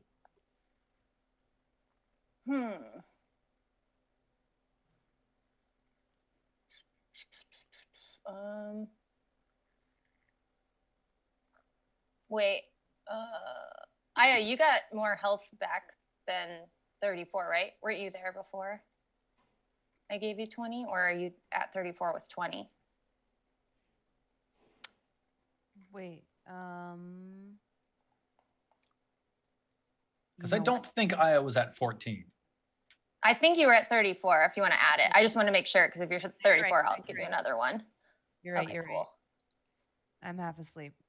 That's okay. It should be 20, so you should be at 54 unless you lost. Wait. You're right. It should. I'm like, I opened it to add 20. I got you, girl. I just want to make sure you're living your full life, my darling. I got you. I'll stress that Bronze's character is excellent at arcane math, even though Bronze at this very moment may be having some struggles. Yeah, That's okay. normally I'm pretty math proficient right now. We're all here to help each other. There's a situationally imposed disadvantage for hitting a writing deadline. Levels of exhaustion. Okay, so you're good then. That's good. I'm trying to figure out what would be helpful right now. Yeah, I think like the key challenges right now are like restraining Velzerathoth so that it can't flail around, you know, even accidentally, or helping like guide the magics so that Aya has more capability to perform without interference. How would I go about like doing that, providing that? You could always just roll an Arcana check if you wanted to. I'll just do You could that. try to like persuade Velzerathoth to like chill out and just like, you know, relax, or like, you know, comfort him so that he can relax during this process. You could use any of your spells that you think might be appropriate or apply to the circumstance. I don't know that I have It's like a anything that'll help fictionally with gray that. space, so you get to convince me what is going Okay, then I'm gonna roll Arcana to help her. Cool. Yeah. Awesome. Power up. Yay!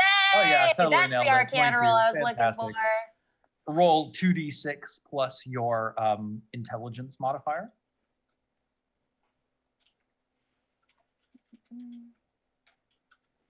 7, no problem. Very nice.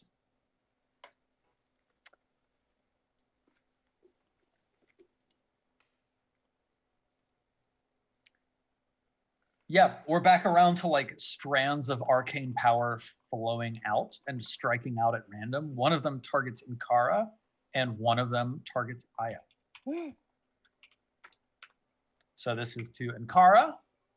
It gets a 20. To Aya, it gets a 21. Yikes.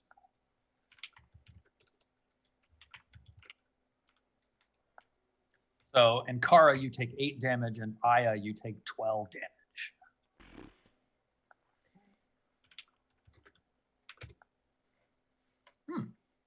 You said But 8? the overall contribution to the spell going out of control is only 4 points. Kairos, are you still hanging on for dear life? Hell yeah. I don't know if dear life is the correct description. I seem to be owning this thing. Hell yeah. Fair. I wanna pin it down.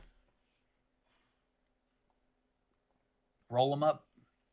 Athletics. Hell yeah. Absolutely. 2d6 plus your strength modifier, please, sir. Oh. Better? Nice. Better? Yeah, you set up a really like still moment for Aya to continue manipulating these weaves. Now you're still using your book, right, Aya? Mhm. Cool. Then if you just want to continue focusing on Arcana, you can keep rolling with advantage. Okay. Oh yeah, absolutely. Give me 2d6 plus your intellect modifier. What is my intelligence modifier? Oh, it's 3.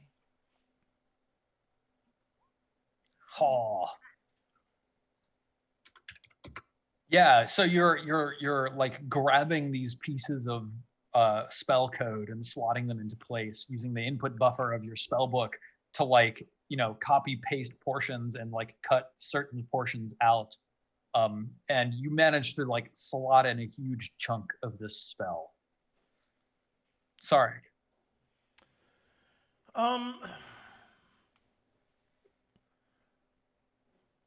I guess I would ask the team, in what way do you think I mean, like, I don't have any powers that can help with this except moral support.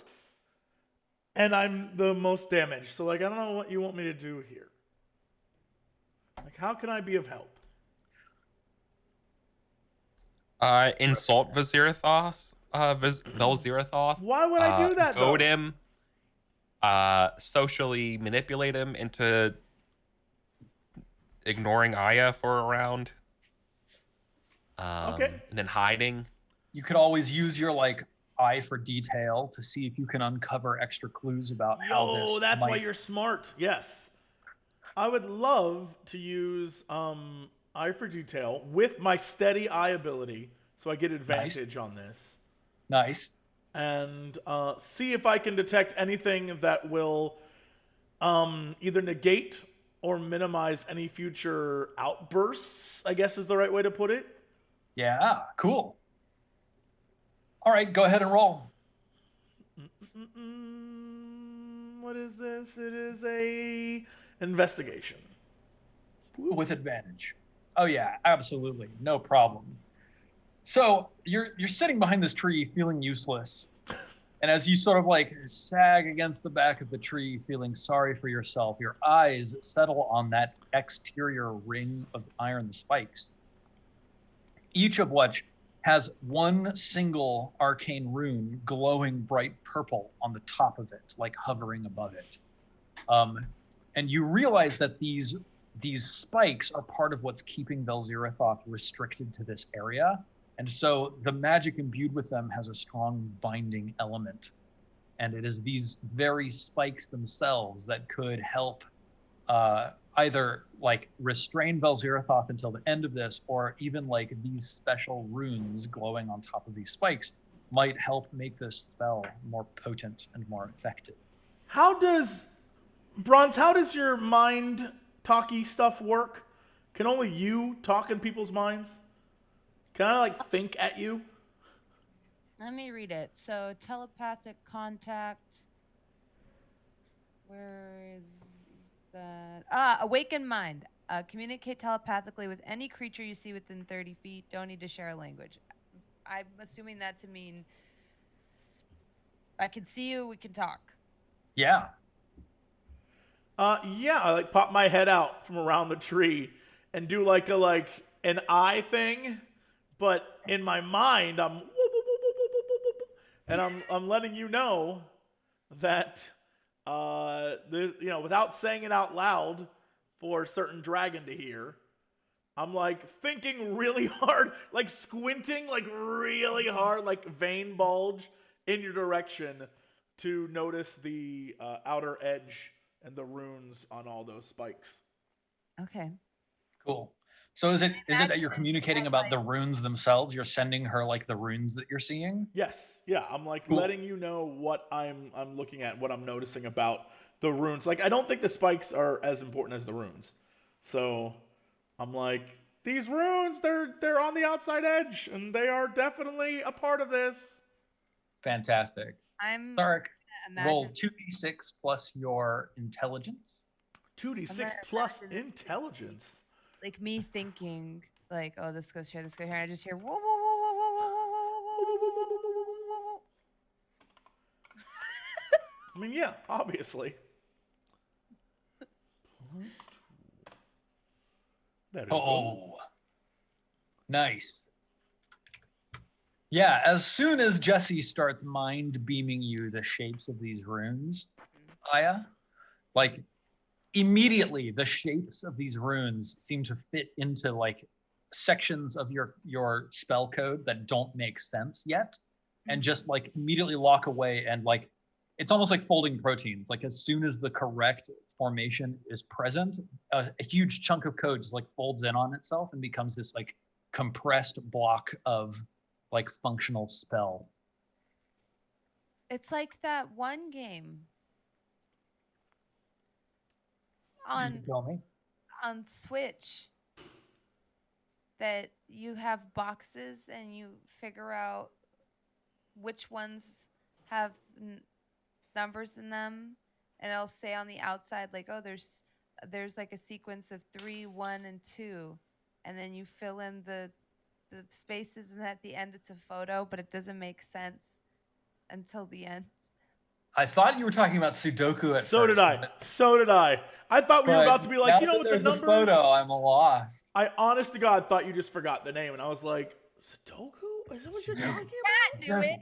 Chat literally got it immediately. Picross. Oh. I recognize the name Picross, but I don't think I could call it to memory from that description. Awesome. Yes, it is like Picross. Thank you, chat. Chat can see inside my woo woo woo woo woo woo woo woo. You know what? Thank you for keeping that going. You, me, Professor X were the only people keeping it going anymore. Yeah, it's at that moment, of course, that in addition to like these chunks of code folding in on themselves, and it's like they almost like crystallize into functionality, other portions of the spell just flail out wildly. Would all 4 of you make a dexterity saving throw? DC. Uh-oh. Hang on.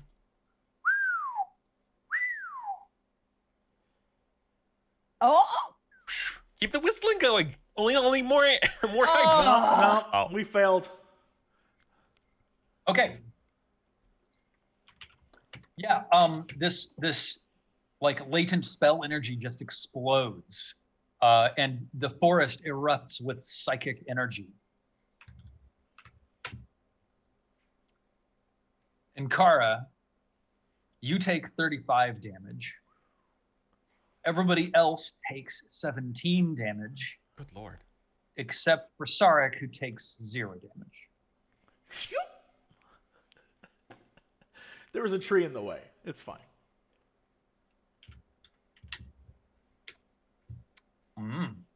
But the nature of the spell only creeps forward in its instability. And Kara, what do you do after this? I'm gonna heal myself. Cool. Yeah. I'm gonna use my other moon shard. Okay. Cool. Yep. I would not want to play Yahtzee with you. Look at those. 6, 6, 6, 6. Half of the dice were Oh maxed. my god. 21 healing, and please, and Kara, roll 1d6. Nice. Yeah. The like shattering of the moon shard adds a little bit of magical energy into the atmosphere that Aya is immediately able to grab and like weave into the reconditioning of this spell.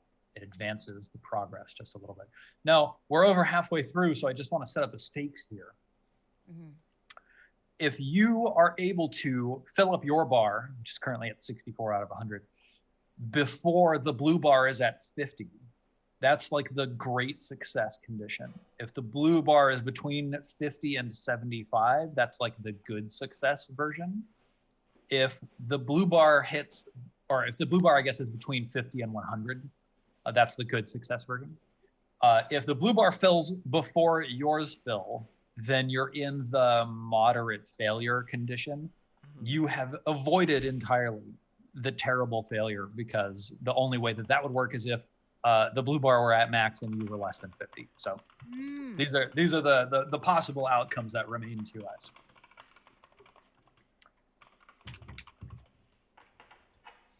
What you're doing?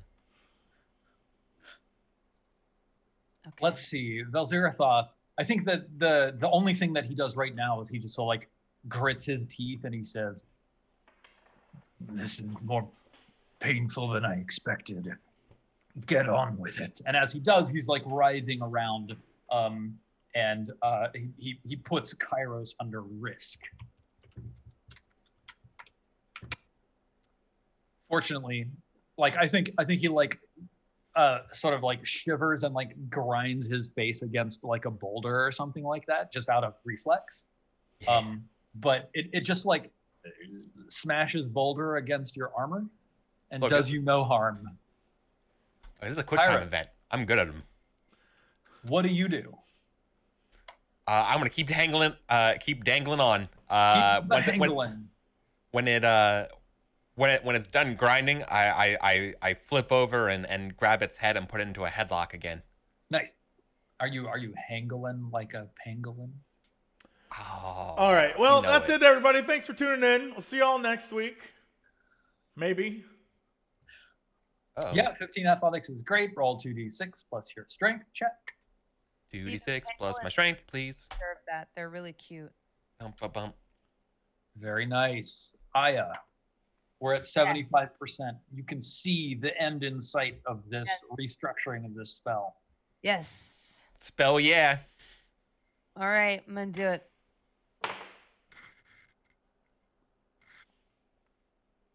Oh! Roll 4d6 plus your intelligence modifier. Yummy. Nice. Holy cow. Very average roll too. Yeah, basically. I think What? it was one Wait, literally wait, 1 wait. point Why higher does than it average. sound like that, Eric? I don't know. I don't know. Why is that what it sounds like? What kind of spell am I making? I don't know. Most of your spells are tentacle based, so that's why. I don't know. So gross. Sarek, Sorry. you can see that the magical energies of this spell are beginning to fall into place. Aya has like taken this rotating cylinder of golden runes and like worked in some of the purple runes that you've been passing her via telepathic link, and like there's like little purple glowing spots. Some of the rune chunks have collapsed into like hex blocks that are sort of like rotating in space. Aya is beginning to collapse the whole thing and push it back into the spear. What do you do? You're doing it. You're doing it, Peter. Yeah, no, you're doing it, Aya. Go. You've got it. Are you offering moral support? Sure. Um, You've got this one. So strong. Do you think that's so strong? persuasion check?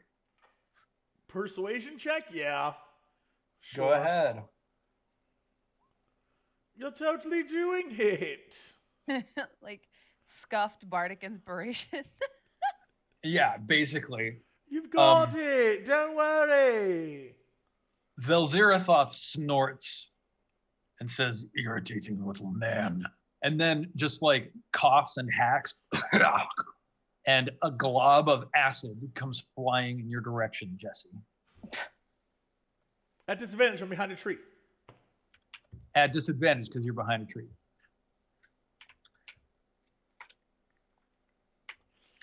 Yep. 26. Rolling a 14 to hit, which misses. And Kara, this spell is nearly over. Aya is just like wrestling it into position. What do you do to help Power up. send it all home? Nice. Yep. Arcana 15 is a success. Are you just like grabbing a portion of this spell and helping guide it back into place on the spear? Yeah. What does this look like to you? I imagine that Aya's like doing all the hard work, and I'm just sort of on the side, like, ugh, like just trying to keep it in line so she can stay focused. Cool. Don't worry, I got it. I'm pushing it. And there are like little parts of the spell that are like bulging out that you're just like, Yeah, I'm like, whoa, get back here. Come here. No. Yeah. fantastic. Roll 2d6 plus your intelligence modifier.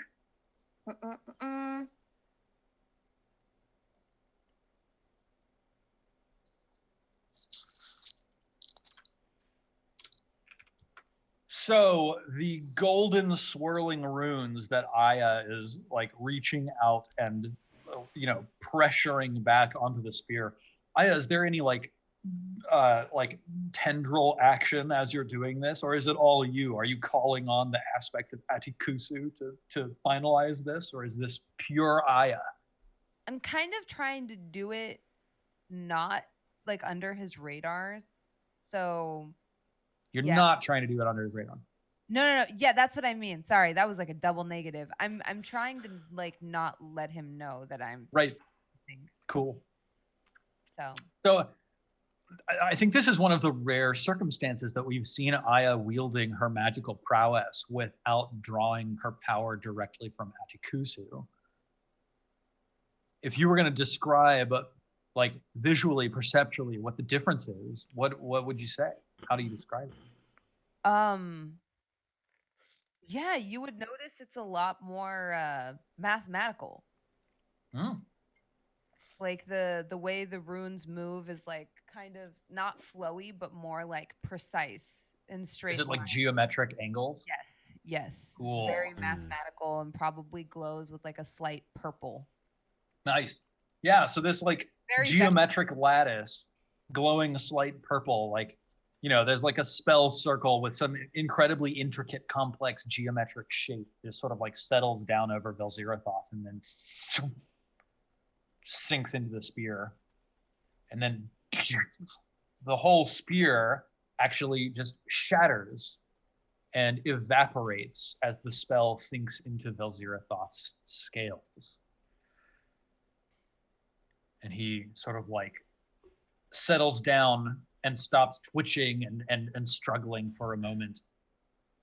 To the point, I think, where Kairos would naturally just sort of like relax for a second. And then he inhales. And then he like steps up with one arm and up with another arm and pushes his huge, bulky body up off of the loamy forest floor. And then like, it's that thing where like some part of him like breaks and then like extends off. And it's a huge, ancient, calloused and scarred wing. And then another huge, ancient wing breaks off the second side. And he stretches out in both directions.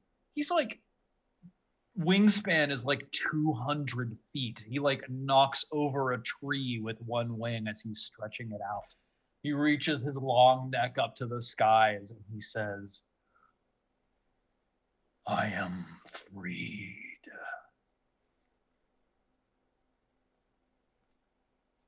And Aya, you can feel exactly where he is in the world. And you can feel like the ache in his bones subsiding and relaxing. You can feel like this sense of claustrophobia just sort of release from him. And you can feel how old he is, and actually for the scale of what he is, how weak he is, and how long it has been since he has like lived a life beyond the borders of this circle. And he looks down at you and he says, I know what you have done, little one, but it is a bargain I accept. I just felt like I feel bad for you in some ways, but I also understand that me feeling bad for you is kind of funny considering the scale of you, you know. Yeah, I don't really like the idea of captivity. So you could do whatever you want. But I just need to make sure we're not responsible for the destruction of the world. So, and then I turned to the rest of the party and I'm like, Velzy boy here, I'm his patron now. Awesome. Yeah. Because, it's just a safeguard. Look at me. I'm the Right. You're doing so well. Yeah. He snorts in response to your comment about feeling bad for him. He says, I do not need your pity, nor should you feel bad for me for doing what was necessary to survive. For survive I have, and survive I shall. And then he looks down at you again and he says, I will make certain that they know your name, Aya. Who? And then he laughs and he gestures sort of like off to the north where you can see the like rainbow translucent iridescence of the dome at the edge of the forest. He gestures in that direction. He says, the people. And then he turns to you and he says one last time, he says one last thing. He says, for what is a god without followers? Oh, I don't. And then he pumps his wings and he launches into the air. And you see this like 300-foot long serpent coiling through the sky. And he flies in the direction of the dome. And he collides with it. And then he punctures through it. That's an option? And he exits. I mean, it is. We died the minute we did it, but yeah, it is. Uh-oh. Want to be a god? That's such a cliche. Oh my god. What kind of Shit. self-absorbed weirdo would want to, other than He can age 500 years or whatever and be fine. I didn't think that through.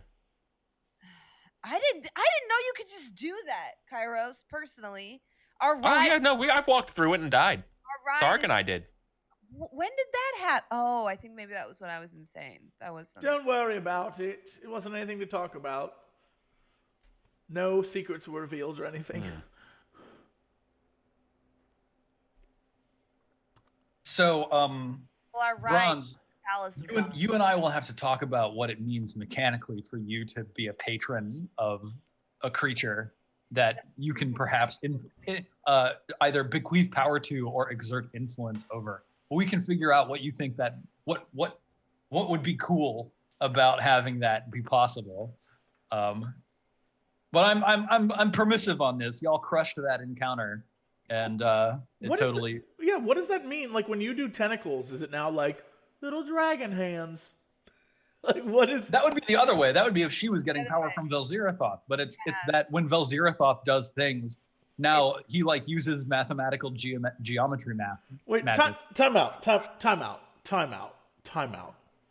So for my various nerds out there, I think the scenario that's happening is, like when the Emperor had Darth Vader, or like when the Emperor had a guy, and that guy was like, I need a guy of my own. The middleman there is like, Aya is the Darth Maul of this situation. And I just want to say, this is going to end terribly. But it'll be fun. But Darth Maul didn't have an apprentice. Oh, was Darth Maul Vader's apprentice? Darth Maul, so clearly you're not a troubled person who has spent years in the Star Wars canon. Goku. Darth Maul found Savage Opress. That's right. His name is Savage Yeah, Opress. Savage Opress. Savage Opress, and it was his brother, and he was like his dude, and the Emperor killed both of them. Well, killed one, and then like trapped the other. So like I'm just saying, not like Dooku had Ventress. Everyone wants to like kill the Emperor, and the Emperor's like, nah, bro, nah. And so even Vader was like, I got my people too. Nah, don't worry. Like he was like, Luke, come kill this fool with me. All I'm saying is, as a nerd, I see where this is going, and I want to let you know, when Bronze is murdered for trying to play with powers, I'll be there with like popcorn. I'll be like, oh, this is the best scene in this entire role play. This is gonna be amazing. It's even more complicated than that too, because I technically siphoned some of Atikusu's power to the dragon. Yep. So like, normally dragons breathe like, well, this one breathes acid or whatever, but like now theoretically it could teleport the way I do. Like I feel like it would be able to manipulate the laws of physics, because that's kind of what Aya does with her magic. Like, Yeah. So I feel like it would be like There's kind of force balls, like is probably what it throws out, and it's like it would be like a dragon of earthquakes and like it like I think you know we smash cut in there's like I'll be there for you, and we see Marshmallow and Ava just like wandering through the forest, getting like chased by monsters and chasing monsters and having a tea party and whatever. And then at the very end, we see Velzirathoth like basically fighting a war against, you know, some unnamed force. And he's like shoving one hand forwards, and a massive wave of force punches like a unit of soldiers to the left. And then his other hand comes out, punches a unit of soldiers to the right in a manner very similar to Eldritch Blast. And then he just breathes acid over the collected group of soldiers. This isn't going to end weird. We're like, we saved the day. We've done everything. The dome goes down, and we're like, we did it, everybody. And then the outside world is like, this hellscape, and everyone's like, I'll be like, I'm going to blow up the we town. have a vector dragon now, so I'm sure we could use it to pierce the veil between worlds the way that those crazy people, Quintara and stuff, wanted. I bet you a vector dragon could just puncture right through those veils. You did watch him literally just drill straight through the dome. And also, Aya, bear in mind, you can still feel where he is and how So he if we feels. ever have questions, we can just ask him. You know that he's like basically 100 miles to the north now. Mm-hmm. But can we like also, I don't know, it might be interesting to inquire what's going on in the outside world. Right? Like, I mean, we've reset X number of times, right? Like, what does that mean for the outside? Is it the same? Is it still the day one? I would love to know. That's lore I want to know, Steven. Mark that down in your little stuff to come up with. That's what I would like to know. What's happening outside? Oh, I've got it marked. Mark it up. And with the marking of that, I think that is going to be it for today's episode of the Sunfall Cycle. A very normal and usual episode where we did nothing but fights and battles and make our way further in the dungeon. Meanwhile, somewhere in a witch's hut, Melissa's like, damn it. What the hell? I got dressed for today. They wanted to meet Velzirathoth for a reason, though, right? True. Yeah. We We're get still all getting the things done. questions out? We had a lot. We wanted to talk about Saloon. We wanted to, I think Kairos asked most of the questions we had. Mm-hmm. You checked, you completed a quest. You dealt with Velzirathoth. True. We did. We did it. We saved the city. Did it. Anyway, let's go around this screen to find out what people are up to this week. Britt, what's going on with you? I am working on 2 charity shows. So one will be announced hopefully the end of this week, maybe early next week, but I'm very, very excited. It's on May 29th, so mark your calendars. And then another one I'm doing is for a charity called Way Out, and we're going to be live streaming to Twitch on June 2nd. I have to double check the time, but I'll let everybody know. And we're raising money for marginalized LGBT youth in Alaska. So I'm just doing work on that and reading books and living my life. And I also just wanted to mention, because it's been an issue this week, that standing with Palestine is not anti-Semitic. Just wanted to put that out there. As a Jewish person, I feel very strongly about that. I do stand with Palestine, and what's happening is genocide. So just wanted to throw that out there. Don't let people tell you that you're being anti-Semitic by standing with Palestine, because that's conflating Zionism with Judaism. And it's not good for anybody. So that's all. I hope everyone has a good weekend. And please, if you can, take the time to donate.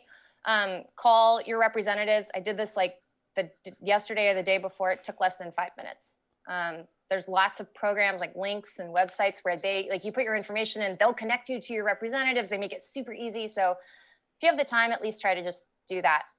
They need help.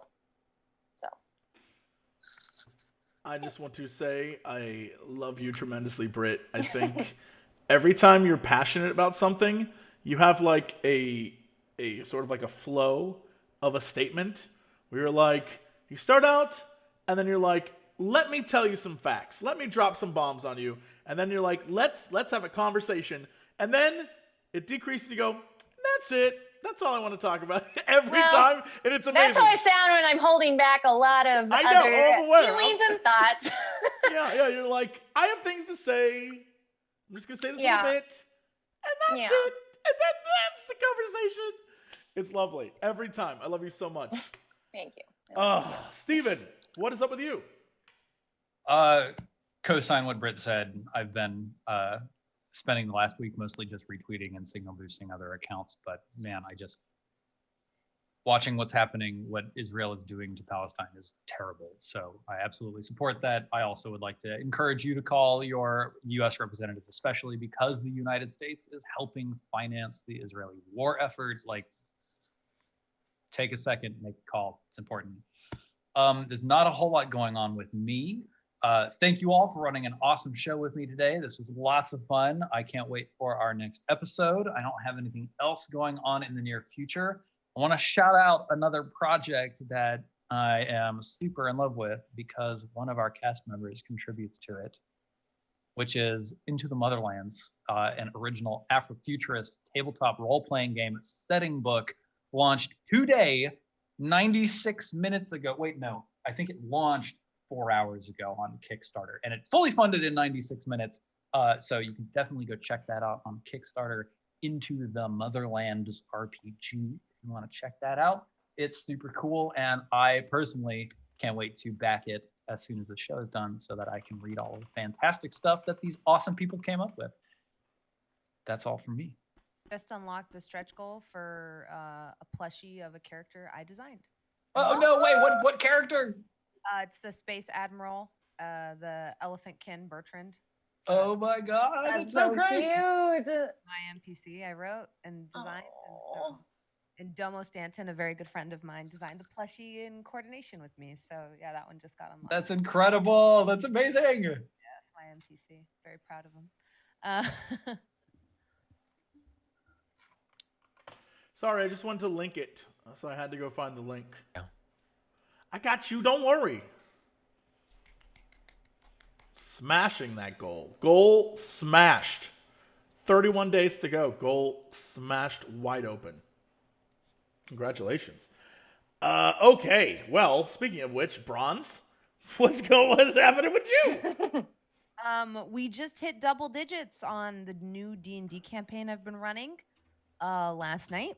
So that was really exciting, and yeah, I've been loving it. It's been really cool doing a game that's very much inspired by Indian mythology and just my favorite stories. And the crew, the adventurers, are finally getting into getting into the part of the game where they're learning more about how the world was made, like creation myths and stuff, and seeing their delight has been very, very wonderful.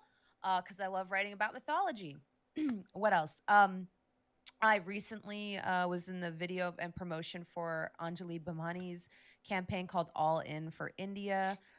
You can find that tweet on my Twitter, but if you can have the means to, no amount is too small. India is currently being absolutely ravaged by the second wave of COVID-19, and to kind of piggyback off of what Britt was saying, like a lot of people have been saying, oh, like, well, India supports Israel, so like, fuck the people dying there from the disease. First of all, humanitarian aid is humanitarian aid. Second of all, don't conflate administrations with people living in countries. Third of all, it's only the Modi administration that has supported Israel. That is not, it is very new.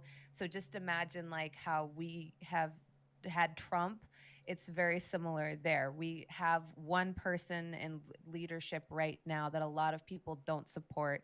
And same thing with the farmers' protests. Support the farmers' protests. Support the people in India right now that are fighting Hindu extremism and radicalization, because nationalism is on the rise globally, and we're seeing the effects of that. So don't let those people's existence be politicized, because it's horrible, and there are lots of people dying there, and the Modi administration does not care about them.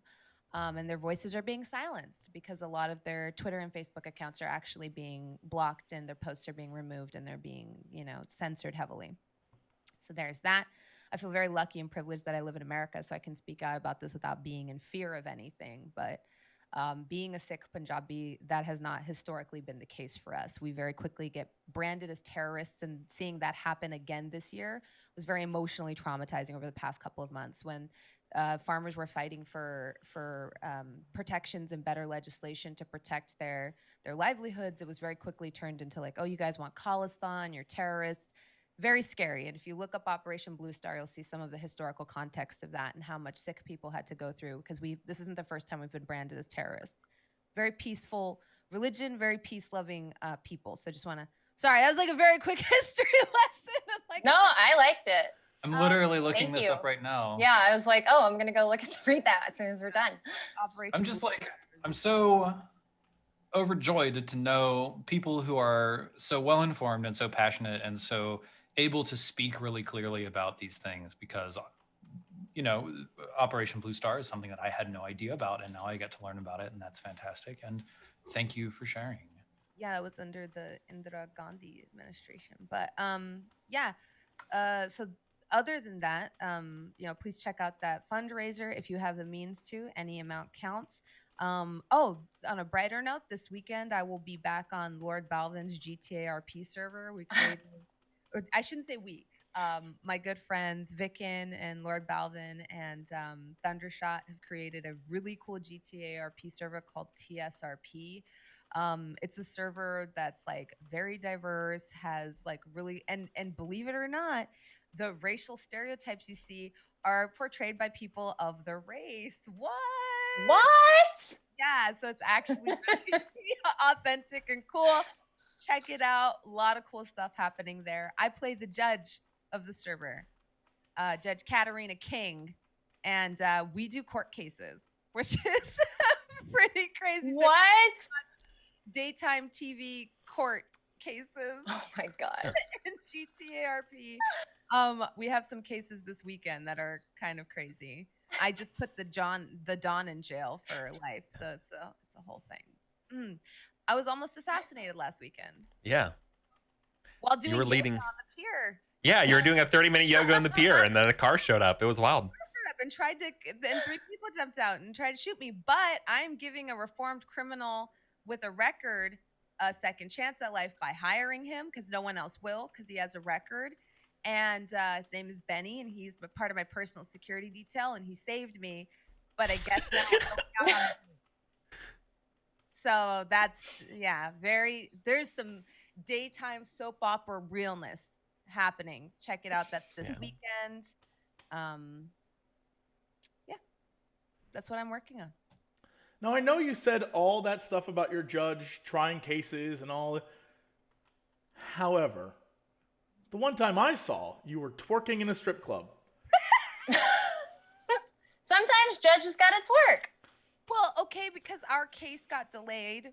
So me and my legal team, we're like, what do we do now? We're all at work. And I was like, let's go to the titty bar, because the judge, we don't know how she put herself through law school, and we don't judge it, right? Right. So, but then we went there and there was no strippers. So I So was doing the judge had to take things. Yeah, I get it. servant. I twerked for my staff. I just want to let you know District that attorney. everything you said about like this amazing upstanding judge doing her, putting guys away. The one thing that I saw was you twerking, everyone be like, shake it, Is judge. that not a public service? Look, it's that not totally a public possible for service? upstanding public servants I to think it's a also twerk private it on the service. floor. There's no disconnect here at all. Because it was for the bailiff, the public prosecutor, and the DA. Because there was, so I think that was a service. Twerking for justice. Twerking, man. If there was a real twerking for justice campaign, I would donate. I would be like, At one point, I said my Working. ass cheeks were named Justice and Served, and when there was a throwaway line. It was really bad. Jesse, I don't want to Megan, know if you would I got donate. to see some justice served. I would donate. I would donate. I want to know if you would twerk for justice, Jesse. Not only would I twerk for justice, I would put everyone else to shame with my justice twerking. Are you kidding me? And by put to shame, I mean they feel bad for me. They'd be like, "This is embarrassing. We need to stop this, sir. You don't have to do this." I'm like, "I'm doing it for justice." They'd be like, "No." Speaking of needing sir, to stop this, sir, we don't need to. All right, Eric, Eric. what have you been up to? I'm curling up Beg. into a ball and trying to get that image out of my head. What are you doing, Jesse? Twerking, baby. Hey, what Twerking am I for the doing? weekend. Wrapping up this show and saying that, hey, if you want to watch three men try to control another man's ungodly lust for Lady D in Resident Evil 8, Scary Game Squad is the place for you. It is out of control. When you discover your friend is like into shit you did not know while recording, and you're like, what? It is some of the best YouTube you'll ever see. Anyway, that's it for us. Thanks so much. We will see you all next week. Have an excellent, few days. Definitely, by all means, all the links and everything that were given out and even put in chat, click those. Find out more information. See y'all next time. Bye, everybody. Well, we died, but we got information, and I feel like knowing is half the battle. If the battle was in a library, and the result was knowing more.